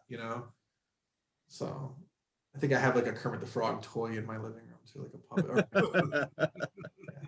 Yeah. I'm in my office right now, and I have no puppets in here. I have a foam head from the start of a puppet in here, and that's it. All your friends locked away. Yes, they're in big storage bins, and they're safe and quiet. Well, we talked about how you and I started doing a show called Real Talk. That's another show that we haven't done one in a while. I think that last one we did was Head. Last one we did was your movie Head. It was done probably like how many months ago? It was I think I want to July. say August. I know you're saying July, but I feel like it was August or September. Maybe it's because it went up in October. Maybe. But either way, it's been a while, and I think that so Wibo, I'm going to ask you because we can have viewers when they're watching on YouTube tell us what movies they want us to talk about. For you, what movie would you like John and I to talk about? We also do series. We did the whole Phantasm series. We did all the movie The Things, the prequel, the original, and the John Carpenter version. Is there any movie that you'd love for us to talk about? Surprise me. So I like it. I like it. I know you were saying you want to get Nikki on to talk about Jurassic Park. Nikki's one of my puppeteers. Yeah, she contacted me because she knows that you and I do the show. Yeah, she's obsessed with that movie. Yes, and it's funny because I was over your house a couple months in the summer. We were watching Phantasm. That's right. Outside. Halloween. Yeah, this week she was talking to me about that, and then maybe about a month ago she goes, Rich, I still want to do that. And she has this whole thing where she wants to talk about the movie plus the history of dinosaurs. I mean, yeah, you're right, she's really into it. Oh yeah, and I said because she loves our show, Real Talk, and she said, yeah, she wants me to do the Jurassic Park one with you, and I started laughing, and she's like, "Wow, I'm like I've seen the movie once." I know. I've seen it twice. I've only seen the first two sequels. I'm just not into. I love Spielberg. I thought Jurassic Park was great. I'm just not. I'm the same way. I think the movie's good, but out of all the Spielberg movies, it's definitely not my favorite. And I've seen it probably one more time than you. But I will do the show, and I'll have to watch it one more time just to get an idea. I'll come in and introduce it, and then I'll leave and let you guys talk. Hey, John. Yeah. What is Real Talk? Real Talk is this thing where Rich and I do what we're doing now, essentially, but instead of just free forming about art, we go over the history of a film that we enjoy. We talk about why, and we don't really go into like the depths of all like the of a movie making. We kind of go about why we like it, why we're attracted to it, what we want to see from it, and what we got out of it, which is kind of cool. It's not just your typical. A lot of these like YouTube talk shows that people because they're just kind of like rehashing. Oh, this is my critique of the film. But we're talking about, oh man, my favorite scene was this, and I have an action figure from that scene. Like just nerd out about it a little bit differently. It's fun. And then so like the Thing one was one of my favorites because when the whole thing was done and I was editing it, I found there was another version of the Thing we didn't even talk about. You know, Looney Tunes did a remake. Oh, do you have a copyright of that? Sort of. It's it's not registered, but the show is copyrighted. Yeah. Rich, you like that, Rich? But it's copyrighted to Rich though. It's copyrighted to Claw's Corner. So. Exactly. So I don't own that one. I'm just a co-host. Oh, okay. I go to different horror movie conventions. You talked about the Connecticut Horror Fest. I go to Chiller. This Chiller has been gone for the last year and a half. They're starting it back up in October. Richard Mazur is going to be there. Oh, cool. I want to talk to him. Who knows? I want to see if I can get him on the show. I'm just going to ask him. Show. Get him on. Never know. Get him on get him on Claw's Corner. Yeah. Yeah. Well, the first interview that I ever did, and this is how Claw's Corner started, was that you and I did an interview with Reggie Bannister from Phantasm, and that started the whole. Yeah. And I've gotten so many great reviews about that. Was that a Real Talk episode or a Claw's Corner? Real Talk. Okay. That was Real Talk because that was the third episode, right? Yep, third episode where we talked about the Phantasm series. We got Reggie, and we're going back and forth. And now I know what's going on because unfortunately he has Alzheimer's and Parkinson's, which I feel so bad about. But yeah. I think we were probably one of the last interviews that he did. He did. Because he was just getting, and first I thought he was blowing us off, but then I realized his wife was just protecting him. And she was on the show. But it was really, if you want to check it out, it's on my YouTube channel, Real Talk. Yeah, I mean, he did a great job through the whole interview, though. I mean, he really did.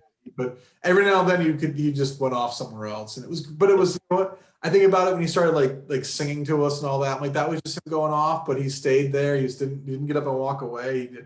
He came back, and it's like, oh, that makes so much sense now. What a sweet guy. He's a great guy. I've met him several times, and it was so great. I mean, to start off the show with the whole series with Reggie was a great honor for me. And I've had people say that, Rich, I love this show. This is like one of my favorite podcasts. It was all from watching that interview. Nice. So I think my favorite episode of Claw's Corner that you've done so far is probably Ted Neely. Oh yes, Ted Neely plays Jesus Christ and Jesus Christ Superstar the movie. Yeah. He is one of the most down-to-earth, nicest, genuine people, and I love the fact that he was so excited to be on the show, and he's so like he was. Wow, I'm amazed. He was just so happy that I did my homework, and he loved the edited version. I talked to him a little bit after it. He was so happy. He was sharing it with everybody. That's awesome. That one and I mean this is your fourth episode of the local artist show, but I loved your guys' interview with Amy Smith. Great. I never even heard of her. That's Wibo introduced me to her, and I'm so glad he did because she is so multi-talented. Has her her hands in so many different projects, and she's good at all of them. She's busy. I've known Amy for years. Okay. Through the art world, kind of like probably Wibo met her too through the art community and all that. And she said you helped her build a puppet. She said. Did I? Yes, I did. Yes, via the internet, she was building puppets with her for her nephew, I believe, and she kept coming to me for advice. But I knew her before all that. Like that was just like, I forgot about that. Yeah. The art gallery at Paris and Plantsville when I used to work when I was a resident artist there and working there, and she was involved in some of the shows there, and then I'd bump into her here and there in different art things, and she's just such a cool person. I totally adore her. She's an inspiration, What's so infectious about her is her enthusiasm and her dedication, and she just is so excited about everything, is willing to try anything, and it just makes you want to. Like I told her after when the interview was over, I said, "I'm going to go out and paint some houses." I don't know why. Yeah. Just I was just so inspired. You just want to give her a big hug and get some of that energy from her, Yeah, she's so cool. Well, and I just found out that my dad and my mom grew up with her parents. Oh, really? Wow. I just found this out, just a small world. Like she was cracking. She's sending me this message. She sent me a picture of my dad in church with her dad. And I'm like, what is this? Like, how is that even possible? The creative world is, the world in general is very small, but the creative world is even smaller. So many people I run into, it's like, oh, wait, you're friends with this person? And like, oh, wait, you know him? And it's so funny. Like, it's sort of like the 6 degrees of Kevin Bacon. Right. Where everybody knows everybody from something else. And 6 degrees of Rich and Wibo. Let's play it. I love it. Can I get your autograph, John? Sure. I don't like autographs. I just want a picture. I don't like autographs. I like to get a picture with people. Yeah. But unfortunately, if you look at my Facebook page, well, everybody laughs at me. They're like, Rich, how come you're killing all these celebrities? Because every time a celebrity I meet dies, I put the picture up of me. Oh, you put there. You've met so many, yeah. Yes. It's funny. Don't ever post a picture of me. I actually worked with one of your creations before I even knew who you were. I do a show called Nerd Talk in New Haven with Kurt Boucher and Lana Peck, and they have a puppet named George. And I didn't find out. Yes, and she does a great job. I don't know if did you ever work with her? Yes, but unrelated. We did a live show. I was cast in a live show in Torrington of Revenge of the Space Pandas. It's a Dave Mamet play, and they normally do it with guys in panda suits, but they want to do it with puppets instead. So I built all the puppets, and then got roped into playing. There's a sheep. I got roped into puppeteering. The director Keith Paul is a really good friend of mine. He still runs the Sultry Theater Club. They used to have a venue in Torrington. They don't anymore. But he was doing it, and Lana was in it too. And I want to say she was one of the pandas. She was one of the pandas. We didn't really work that closely together. The sheep was like it's such a weird show. It's such a great show. It's such a weird show. It was a live reading, so we all kind of sat in chairs and did the reading with the puppets. And it was a lot of fun, but that's the only time I ever really worked with her. I know there's video of it somewhere, maybe. But yeah, I didn't train her or anything. I remember like the puppeteers that came in were myself and this guy Nick, who worked with Elmwood, and then Lana. And Keith himself, he puppeteered a little bit too. So, but Lana already had kind of a hang of it, so there was no reason to. She had it. She could do it. Oh, yeah, no, she is hilarious. Cool, really cool people. Her and Kurt are both really cool people. Yeah, they actually bought that. Was it an auction? I have an Etsy page to sell puppets, like for Elmwood Productions. We do commissions and things like that. I do it through Etsy, and Kurt bought it. I had a bunch of older puppets I was unloading just to get some money for the budget for Head, actually. Mm. And Kurt bought that one. I think it was super cheap too. Like if I was to put that exact puppet on Etsy now, I would not sell it for that cheap. Not a great puppet, I'm not gonna lie. It's a good puppet, not like full blown pro quality, but I think he got it for like $25 or something. Mm.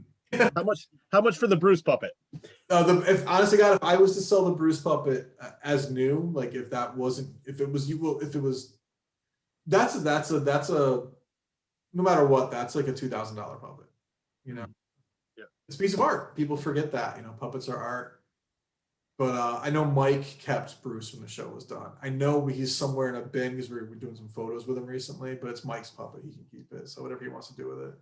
You could offer it. Maybe he'll buy it. Maybe he'll sell it to you. He'll probably six-pack of credit cards.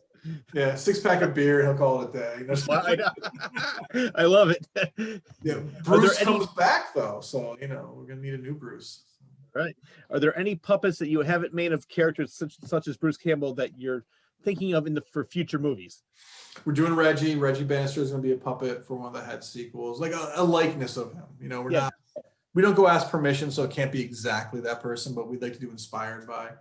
So we're doing one of him.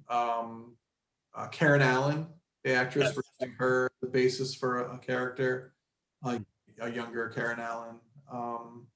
Invasion of the Body Snatchers, Karen Allen? Yeah, around that era, pre-Raiders, yeah. And Raiders, Raiders. And then we made one that we haven't really used yet for anything. I made this puppet, it looked like her, so I made it more like her. Singer named Shirley Manson from the band Garbage. Oh, yeah. Yep, I know who she is. I made a puppet that kind of looks like her. And that was just because I started doing it. I'm like, wow, it looks kind of like her. Let's just do that. My buddy Tricky has got this huge crush on her too. So of course I made this puppet and would tease him with it. No, but what I was going to say, what's funny is I was thinking of that last scene of Invasion of the Body Snatchers, the 78 version, with Donald Sutherland. I said, that would be a great puppet, but Dr. Mike already looks like that. Dr. Mike does kind of look like Donald Sutherland, yeah. In real movie. Too. The real guy kind of has that look, too. Oh, yeah. I know, he's a great guy. Oh, that's right. You know the doc. Oh, yeah. Gosh, yeah. Yep, he used to work at this bookstore I went to all the time. It was funny because he would do the same thing. He would have all this advice for people, and people. Oh yeah, that's how I met him. We worked at Borders together. I was there for 5 years with him, and off and on for 5 years. So I moved to Florida and back during that time. And he was literally like our doctor. He would give younger guys. He would sit us down and give us advice about life. He'd seen a lot. He'd been through a lot. Sweet, great guy. You know. I still look to him for advice sometimes. He's just that kind of guy. Adore him. You ever think of doing the tall man from Phantasm?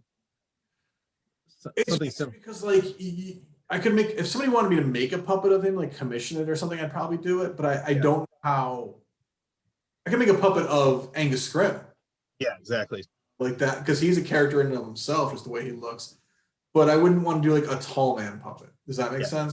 Yeah, no, it does. Angus Scrimm puppet, absolutely, because his face is so unique and expressive. But a tall man himself, no. Just because, unless they wanted to make a Phantasm puppet movie, Yeah, that would actually be a. Oscar really needs to reach out, man. Let's Phantasm 6, all puppets. Let's do it. I'll see if I can reach out to Gigi Bannister, see if she can get in touch with him. So put the money up for it. Yeah, right. What about you, Wibo? Who would you like to see as a puppet? Oh, Rich Sears. Rich Sears. There you go. Wibo and Rich as puppets. I'm working on a Prince puppet just for myself. I'm a huge Prince fan. I'm working on one of Prince just for myself. Oh. What are you gonna do with that? Are you gonna do music videos with it? No, just for myself, just for my collection. Because I wouldn't want to do like a copyrighted song music video without permission. Oh yeah. Just doing it for sometimes you gotta make it, when you're making art, any artist knows you write a song, you don't always release it. Sometimes it's just for you, or you're making, you make a painting, it might not be for the public consumption, sketch or drawing. This one, I'll put photos of it out there. Maybe I'll do like a fun little video of it doing something, maybe using the background of something, but it's just for me to do. Somebody might want to buy it. What was that? Somebody might want to buy it. Somebody might want to buy it too at some point. Yeah, I wouldn't be offended to sell it unless somebody get really attached to it, which I usually don't. We have an Axl Rose puppet somewhere. Yeah. Well, there's if anybody watches the show Real Talk, that's REEL for movies. Real Talk. Real. We always go back to one filmmaker, and that's Kevin Smith. Did you ever think of a Kevin Smith? Yes. I thought about making a Jay and Silent Bob puppet at one point just to do it because I'm a huge Kevin Smith fan too. But I've seen so many people do it now that it's like, nah, I don't need to do it. Maybe someday, maybe not. I've seen so many people do it, and some good puppet makers do it. They're just doing it for themselves too. I'd almost rather make Brody. Yes. From Mallrats. Mallrats, yep. Brody and TS, that'd be more fun, I think, just because it's different. No one thinks about those guys, Well, what I love about that movie, that came out in 1995, and long before comic books were really the in thing like they are now. And I love it. I mean, that's like one of Stan Lee's first movies. Maybe it wasn't his first movie, but that's when nobody else would put him in a movie. Now he was all, please. And then he was in every Marvel movie. Yeah. I love the fact that he lived long enough to see his creations make it to the big screen. Go full circle like that. Yeah. Exactly. So even if I'm not really into all the superhero movies anymore, I'm just so superheroed out. I still love the fact that there is an audience for it, and Stan Lee got to see his creations, and that's what makes me happy about those movies. Because for me, I think Deadpool is really the only one I like now. It's because it's making fun of how serious the other ones take themselves. But anyway, I haven't seen a Marvel movie in the theaters since the first Iron Man. Yep. I haven't seen a Marvel movie at all since the first Avengers film. And it's not that I love Marvel comics. Marvel was my thing. I loved them growing up and all that. But by the time the movies were all getting bigger and bigger, I just lost interest. I know how it's going to end. Exactly. You're going to get like 5 or 6 superheroes. They all have big egos. They're all very sarcastic. And then in the end, they kill the bad guy. Or one of them dies. Yeah. And if they don't win, they're going to win in the beginning of part 2. Yeah. Yes, exactly. Yeah. So, I love film series. Don't get me wrong. That's not, but it's just, And maybe one day I'll wake up like, I have to watch all these. It might just hit me and it'll be like 2 weeks of my life where I sit and watch all these movies. But right now it hasn't happened. and then a month later, like Captain America. I did like the Avengers. I just didn't. When the more came out, I missed the boat on them. I just never went back. The one I like the best, I think, is Logan, which is the Wolverine, but it's not really Wolverine. It's the origin. It's also it's not the same Marvel universe though, too. It's a different. Yeah, exactly. But it's like I liked Logan a lot, actually. Yeah. So I just brought that movie up because out of all the superhero movies, that was really because it was more of a character study, similar to the Joker. I personally the Joker was really good.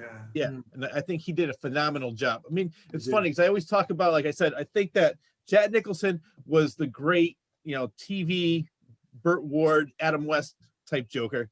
Then Heath Ledger was more of the maniacal, crazy Joker, and Heath Ledger was more of the tortured soul character development Joker. They all were 3 different types, but they were all 3 great roles. What I really liked about the new Joker film too was how they still, because I thought when they said, "Oh, we're making a Joker movie, but it has nothing to do with Batman." They were just taking the idea of the Joker and making a different movie. And I read that, I'm like, oh, that'll be cool. I'd be curious to see what they do with that. So I had no idea going in that they were going to tie it into Batman still. And Wayne is there, and you meet Bruce Wayne as a kid. It's like, oh, I did not see that coming, because I thought they were going to be so far removed. Yeah.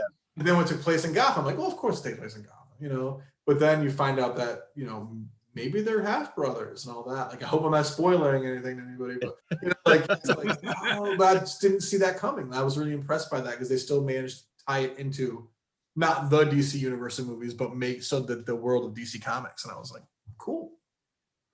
Speaking of Batman, you're the one who showed me the new trailer, and I know he had COVID. The one who's playing Batman now, but so they put it on hold for a little bit. And I think it comes out next year now, or yeah.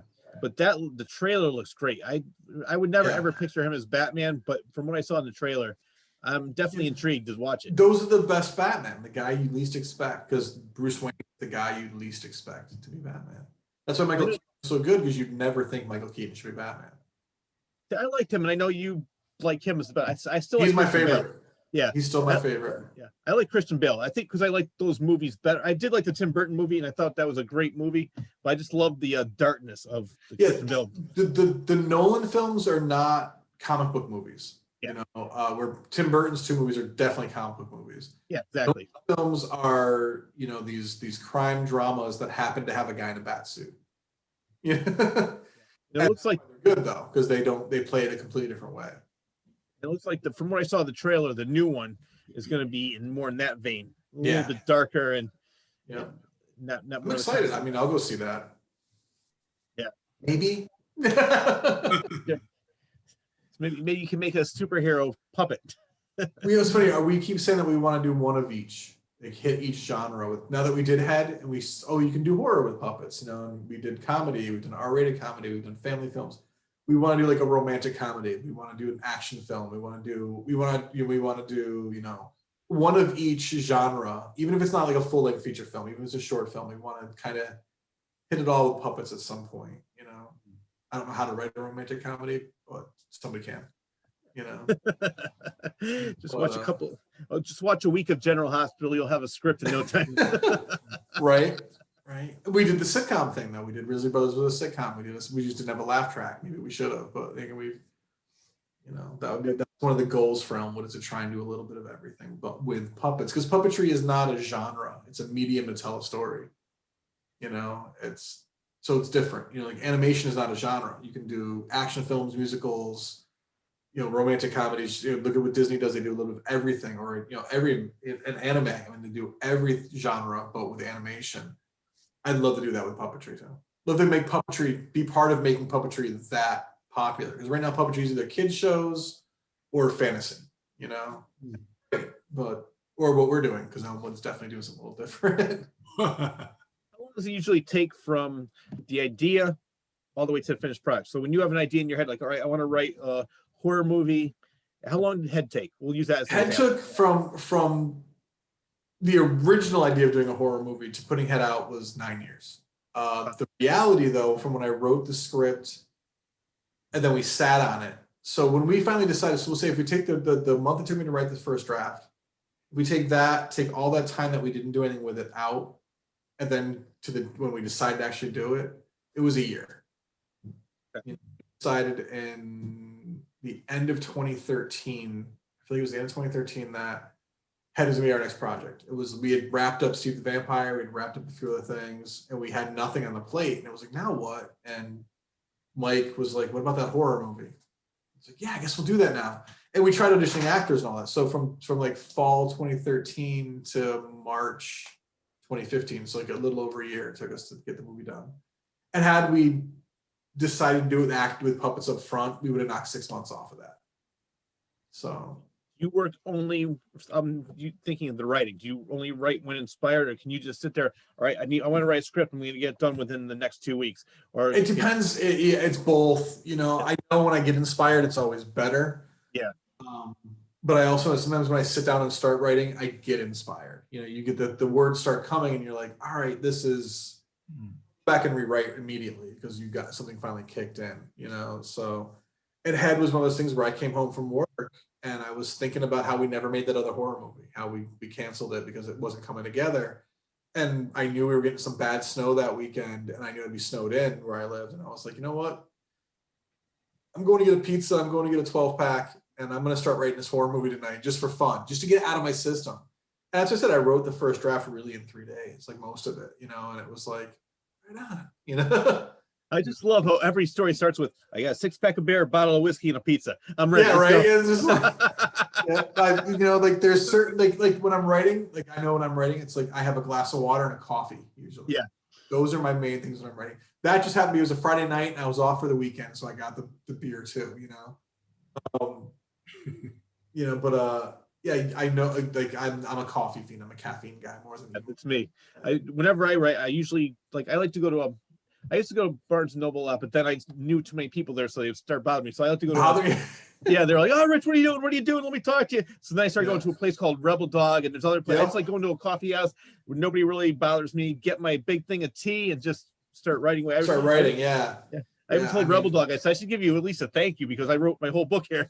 Yeah, where's yeah, should leave a copy there or something. Yeah. So, but I have my flow for writing though, for sure. Myself and Rick Corbo are the primary writers for Elmwood Productions right now. Yeah, just, you know, coffee, water. As the night goes on, then I grab a beer. But again, I have beer. But like, yeah, that's just kind of where I go with it. Yeah. It's almost like early Stephen King. He doesn't remember his first 3 novels. I don't really, it's funny, I don't really remember writing a lot of head.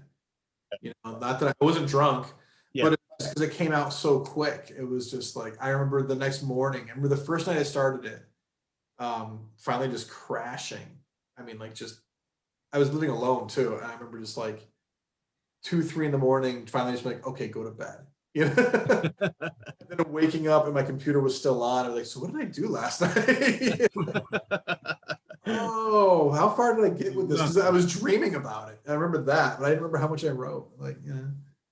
I love it. It's actually, for one of my stories, something similar happened where I had a dream and it was so vivid. I hurry up, wrote it down before I forgot it, and then added that to the story because this was too good. Yeah. Oh yeah.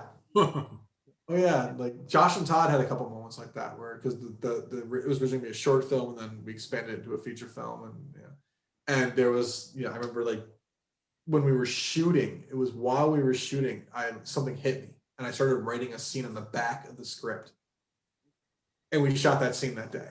You know, this conversation that had to happen. And it was so important that it was like, oh my God, we're shooting this next. Because we were a location that it had to take place in. It was the same, but holy crap. You know, every now and then it just hits you. And it's like, this is what was missing. Yeah, exactly. And speaking of whatever. And yeah. Speaking of stories, you and I were talking about this. Hopefully it'll happen sometime soon. You're going to take one. I wrote 5 stories. It's a book, Confessions of a Frenetic Mind. You're going to take one of my stories and turn it into a puppet movie. All right, there we go. Yeah, we're going to make it into a Graveyard Gill short. Yeah. I love it. I personally think that the Lincoln House Massacre would be the best one to do. It's more of a ghost story. Let's do that one. It's sort of not like Josh and Todd, but there's 2 boys that go out on a ghost tour. They're making fun of, they're taking it not too seriously. They find out how serious it really is when they bring something back. I think it would be I love that idea. Yeah, probably the easiest to film, but it's also perfect for the Elmwood Productions. What you do, it's that genre. Let's do it. Yeah, I mean, we're up for that because we're trying to do a few more Graveyard Gills before within the next year. Like we want to do like 3 or 4 just to keep them coming because they're fun to shoot too. Not everything for a big project. Sometimes you just do it for you, and then you put it out there and people like Christmas Wishes, like Jungle Man. Jungle Man is now an award-winning short film, and we did that as a joke. See, sometimes that's the best thing when you're not even really taking it seriously, and that's the ones that really catch on with the public. And you're like, wow, this is great, and you're like, I was just having fun. I didn't even think anybody would care about this. When I was in junior high school, me and a couple of buddies made these stupid horror movies, like on videotape, and And they were parodies of like late night horror movies. You know, we had the commercial breaks and everything. Years later, I kept joking around about we should. I was saying for years, we should remake that with puppets, like jokingly. Yeah. And my buddy Rich Mislovitz joined the team, and he was part of some of those short films. He's like, yeah, we should. I'm like, all right, I'll write it. Just for fun, I'll write it. And then next thing that became our project for the last quarter of 2018. We built. I mean, and I didn't really build any new puppets for it, but maybe one. I think one. We took a bunch of older puppets and changed them to be these characters, which was nice. So it was like, all right, we're not using these puppets anyways. Let's turn them into. And then we shot it in like 2 weekends, and it was like, when it was over, we're like, this came out way better than it should have. Yep. I love it. So you're working on Bernice too. Bernice too. Talking about the 2 head sequels you're going to be working on. You also maybe a Lincoln House Massacre from Confessions of a Frenetic Mind. What else is in store for you and Elmwood Productions? We've got we're doing a second run of Animal Behavior episodes, a second series, another 13 of those that we're going to shoot the second half of the summer when we wrap up Bernice 2, and then we have guaranteed things we're going to be doing is another web series, longer episodes, not your typical like Risley Brothers or Animal Behavior, but they're 5 to 10 minutes. These are going to be like 20-30 minute episodes. A series called Defining Monsters, which is about a monster hunter, you know, and they're the team of monster hunters, like a duo, and their journeys in the underground world of what monsters are, and they're having a moral dilemma in the process of hunting monsters. So it's kind of like what is a monster in this day and age, you know? And instead of it just being, oh, we're hunting vampires in this episode, we take the concept of vampire and mix it with some other modern folklore. So it's kind of taking 2 things and putting one into it to kind of, it's a cool concept, and the stories are coming along. There's still a lot of writing to be done for it, and it does tie into Head, which is kind of cool. So it'll be interesting. Yeah. It reminds me of a show I used to watch in the 70s, The Night Stalker. Yeah, you know, it's inspired by Night Stalker, it's inspired by X-Files, it's inspired by Buffy the Vampire Slayer. It's definitely the creature of the week type thing, you know. But different. And what I like about it, there's a different humanity to it. That'll be cool. Well, that's what I like about you, because I've had this conversation with so many people. There's really nothing completely original. Almost everything's been done. But when you could take something that was already been done, but put your own spin on it, then it's original. And I've seen your work, and I love Animal Behavior. I love Risley Brothers, and I mean, I can go on and on. I always try to distill our stuff down to like something that you can relate to, as far as like, oh, what's Animal Behavior? I'm like, if the Muppets made Looney Tunes. I love it. Yeah, because that's really, it's that slapsticky thing, but with Muppet style puppets. Oh, how do you explain Risley Brothers? Oh, it's Cheers, but with puppets. Yeah, I love it. You try to bring it down to like just something that people can relate to. You know, what's Head? Oh, Head is a B horror movie. You know, it's an old school B horror movie. You know, like just kind of bring it down to as simple as possible to explain it, you know, and then people go, oh, okay, you know, like your ears will have it's Cheers with puppets. It's Cheers. If the Muppets started in Cheers, you'd have Risley Brothers, you know. I love it. Now, we mentioned Kevin Smith is a huge influence on you, and Kevin Smith is, and also I know you're a big Quentin Tarantino fan as well. Yeah, you know, I kind of fell off on him over the years, but I'm still a fan. Yeah, I don't like some recent films as much, but I can go back and forth with you. Maybe that could be a real talk episode about the Quentin Tarantino movies, because I have a lot of opinions on that, and we'll save that for another show. Because there you go.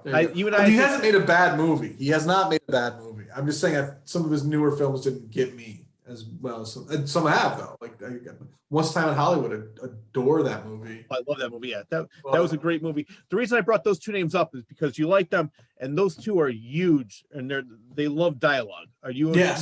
Are you a dialogue fan or dialogue person when you're writing your stories, or is it more about the scene when you can say a whole lot without saying anything? Yeah, I want to because with puppets, you know, there's a lot of talking heads, obviously. You know, but I'd rather show than tell when possible. Exactly. It's the look, but sometimes you have to have a character who gives the speech. You know, you have to have that from time to time, because there's a good comedy to it. There's drama to it. You know. And I like talky. I mean, Kevin Smith, like I said, is so talky, but I also like a rhythm to it. There's a lot of like everyone right after Clerks came out and Pulp Fiction came out, they came out the same year. All these underground filmmakers, all these independent filmmakers were all trying to make those style of films where everyone was saying witty, quick dialogue, and none of it was witty. It was just quick, because these two guys can write witty, quick things, But all these other writers were trying it, or at least people were trying to do these like Pulp Fiction gangster films that went nowhere, and there was a ton of Kevin Smith clones too. I mean, tons of them for a few years, and luckily a lot of those filmmakers either got better or disappeared, Well, similar to 1999 when Blair Witch Project came out. Everybody with a camcorder thought they were a filmmaker. Oh my God. It's still like that. I mean, it was great. You want to be a filmmaker, get a video camera, get some friends, have a good story though. You can be the worst actors in the world. Clerks, none of them are really tremendous actors. But they pulled it off because there was heart and a good story. And that's my problem. Like Blair Witch, they were great actors. That's why it went over so well. So yeah, anybody can be a filmmaker right now. You just have to have a video camera and some friends who want to do it with you. But make sure you have a good story to tell. Funny, speaking of that, I saw a movie last night with Mila Kunis and Glenn Close. It's based on a true story where she's a heroin addict. And I saw her husband. I said, where do I know this guy from? And at the end, it said Josh Leonard. I said, aha. He's the one who played Josh in Blair Witch. Yeah. So he seems like he's the only actor that's still only out of the three still acting. What was her name? Heather Donahue. I know she doesn't act it much. I know she. Yeah. I watched an interview with 2 or 3 years ago. She runs a pot farm. Oh really? Yeah, she's probably making a lot more money with that. Yeah. She runs illegal, she kind of went in that direction, and because it was a great interview with her. She wrote a book about it. And she was like 3 years or 4 years removed from Blair Witch, and the best thing she was getting was like a sci-fi film, a sci-fi channel film, and she's lost interest. And I'm like, all right, she had different calling, which is good. I think that we'll talk about that movie for a second, because I think that was sort of the right place at the right time. It's when the internet was just coming out, and people didn't, the way they promoted the film, it made it seem like it was real. People were, I want to help find these kids. I want to help you with this. So people weren't sure if it was real or not. I mean, now people look at it like, I didn't fall for it. No, me neither. Yeah, I saw the trailer and I'm like, what is this? And I'm like, there's no way their families would let this movie be real if this was real footage. The police would be sitting on this footage for 20 years. Then maybe there'd be a movie. Any real footage of that kind of stuff, that not the witchcraft and all that, but anybody missing person's footage goes on the news, not to the movie theater. Yeah. Well, I like the Italian horror movies too. Lucio Fulci, Dario Argento.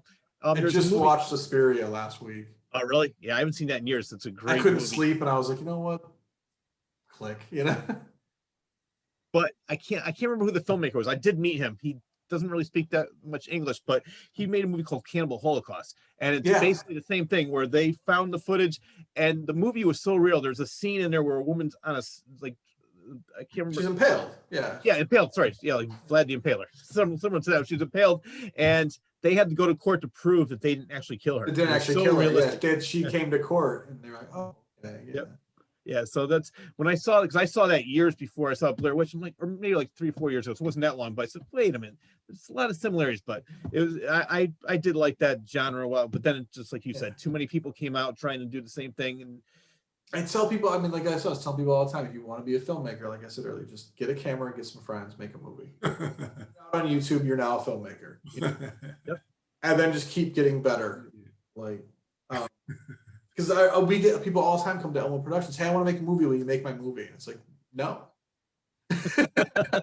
How about you make your movie and we can help you out? I'll be happy to loan you a camera. I'll be happy to give you a boom mic and loan you a boom mic. I'll be happy to let you borrow some lighting. We'll even come and help you set up. I'll be happy to help, but I'm not making your movie because I don't have time to make my own. Yeah. Sometimes, so. You have people trying to sell you their scripts? Unless you're going to pay us to come help you make your movie, then I'm down. I was going to ask you, do you have everybody say I'll sell you my script and you can make the movie for me, or no? Yeah, but I write my own. We write so many of our own scripts. Why would I buy somebody else's script? Usually our ideas come organically from our group and then we go and do it. Exactly. I've had a ton of people come to me and be like, oh, I have a movie script. You should make it. And usually my response is, well, what's your budget? And then you never heard from them again. And then they're like, what do you mean? You're going to make, well, don't you want to make it? It's like, well, I haven't read it yet. 1, 2.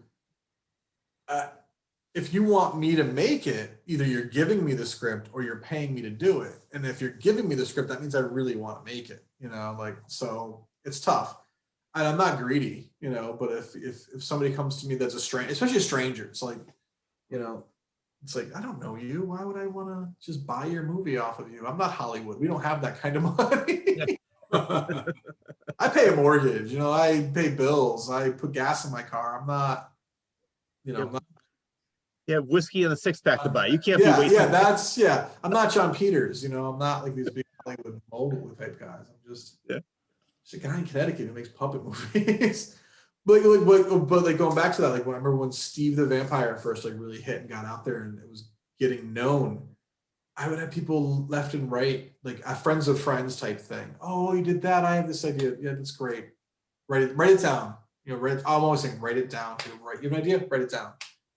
Telling me about it, I'm gonna forget. You know, write it down. Get it to me if you want me to see it. And then when Head came out, people like we used to work with and things like that, especially when I hit YouTube, not YouTube, when I hit Amazon and all that, we're kind of the woodwork wanting, oh, well, I used to work with you before. I want to come back now. It's like, where were you the past 5 years when we were struggling? We're still struggling, but where were you then? You took us off, and now, oh, you see that this movie's on Amazon, and if to watch it, you have to pay $4, and now you want to come back, and it's like, I get about 0.8 cents of that $4. You know, Amazon doesn't exactly pay you well. And I'm not even exaggerating. It's like 0.8 cents. Yeah, similar for musicians with iTunes. Yeah, it's the same concept. It's the exact iTunes and Spotify. It's the same concept. So like, I'm not saying it's a bad deal, but it's not for us. It's not a bad deal. We wouldn't have it on Amazon otherwise. For paid to make the movie, it's a great deal. Yeah, we're not rich from Head, you know. Yeah. Well, hopefully, when Head 2 and Head 3 come out, they already know. As one person said, "You're legit, man. You're legit." So we're legit. Yeah. When Part 2 and 3 come out, they'll say, "You know what? I want to invest some money into this." I mean, you've been around 20 years. Local artist show is legit. Exactly. We're legit, man. But you've been around 20 years, so obviously you're doing something right. We're doing it because we love it, and that's the key. Yeah. You know, like Mike, like I said, my buddy Mike was here this morning. He played Bruce. He played her. I know Mike. You know Mike, big red beard, Mike. Yep. We were here this morning. We were talking about like I was like, "You ready for 20 more?" And he's like, "Dude, as long as we're doing this, we're doing this. I love it." And it's not about the money; it's about having fun and creating things. So yeah. Well, I think that unfortunately most people's motivation is to make a buck, and when they don't make a buck for the first couple of times, like, oh, I'm not doing this anymore. To me, and I don't make money doing any of these things I did, like radio, TV, podcast. I just do it because I love meeting interesting people like yourself and other guests, and I just love having fun doing this. I'm not trying. I mean, believe me, like just like you, if success happens, I'm not going to stop and say, oh no, but I don't. We make our money really off commercial work. You know, you see an ad on TV with a puppet, it might have been us, and that's how we made our money. You see, we'll do editing for other people. We'll do, you know, I've done, you know, instructional videos with puppets. I've done, you know, like that kind of thing. That's really where our money comes, the pocket money we get comes from, you know. And we've done Kickstarters. We've done 2 Kickstarters to finance projects. So where can people get in touch with you if they want to have a commercial made with puppets? They can just go right to elmwoodproductions.com. We have a contact sheet there. It goes right to my email, which is john@elmwoodproductions.com as well. And then we go from there. I mean, we recently did a bunch of ads for Crawley's dealerships, the car dealership in Connecticut. So, you know, and that was, you know, their advertising company reached out to us, and we built the puppet, and they hired us to perform it, which is great. You know, we do that kind of stuff very often, which is good. Or we've edited other people's videos for, you know, like Ricky does a lot of that. So our bread and butter really isn't from our own movies. It's from commercial work, industrial work, which I don't really talk about in these interviews because it's not, you know, it's not my work, you know. Well, another way you can make money is by, I don't know if you're interested, but editing people's podcasts, because you do such a phenomenal job. How can people get in touch with you if they want their podcast to look as good as the local artist show? Same thing, just elmwoodproductions.com or my email, john@elmwoodproductions.com. Yeah. If you're watching this for the first time, check out Claw's Corner, check out Real Talk, check out the past episodes. He does a phenomenal job, brings this from a 7.5 to a 12. So Thank you. No, you do. And ask Wibo. Wibo can't stop raving about you. Oh man, very professional, man. I'm trying. Here's mine. So please, anybody watching this, reach out to Jon Bristol, Elmwood Productions. You're not going to be disappointed. He does nothing but 1,000%. He puts nothing but 1,000% into everything he does. So you won't be disappointed. And we appreciate Wibo and I appreciate all the things you've done for us. And it was great having you on the show. Right? Are there anything that we didn't cover that you want to talk about? Just want to say thank you. Thank you to not just you guys for having me tonight, but to everyone who watches the work that all of us do, not just me, but the two of you as well. Thank you to everyone for participating, because by watching you are participating. You're there, you're a part of the communication, you're part of the and I do appreciate all the feedback. I do get a lot of feedback on this show and the other show. And John, I always try to relay a message to you whenever we get good positive feedback. And so thank you very much, as John said, for watching. And keep watching. Subscribe to the channel, Rich Sierra YouTube. Wibo, any last words? Good night. Exactly. Sweet dreams, gentlemen. Thanks, John. Thank you, guys. Thank you so much. All right. That wraps up the latest episode of Rich and Wibo Present the Local Artist Show. A great thank you goes out to our guest, writer, producer, director, puppeteer, and the man that makes this show look so good, Mr. Jon Bristol. I would also like to thank you, the viewer, for tuning in. Enjoy your day, everyone.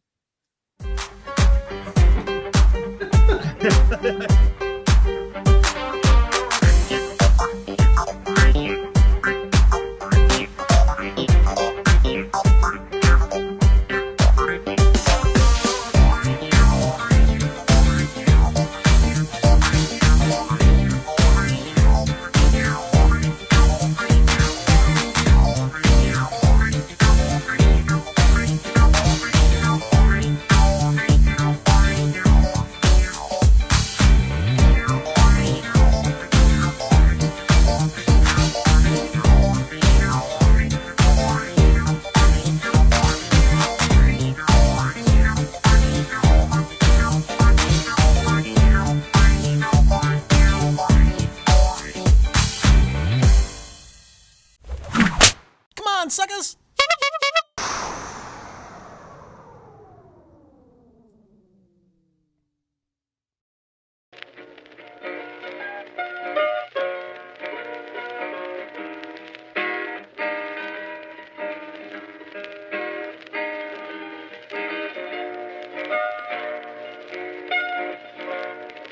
Bernice.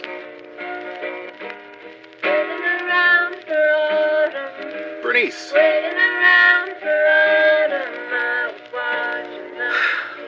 Bernice. Bernice.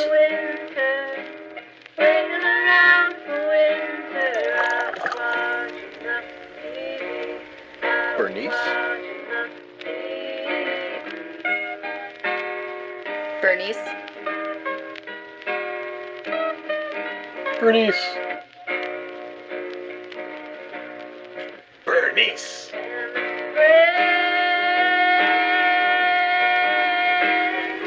Bernice.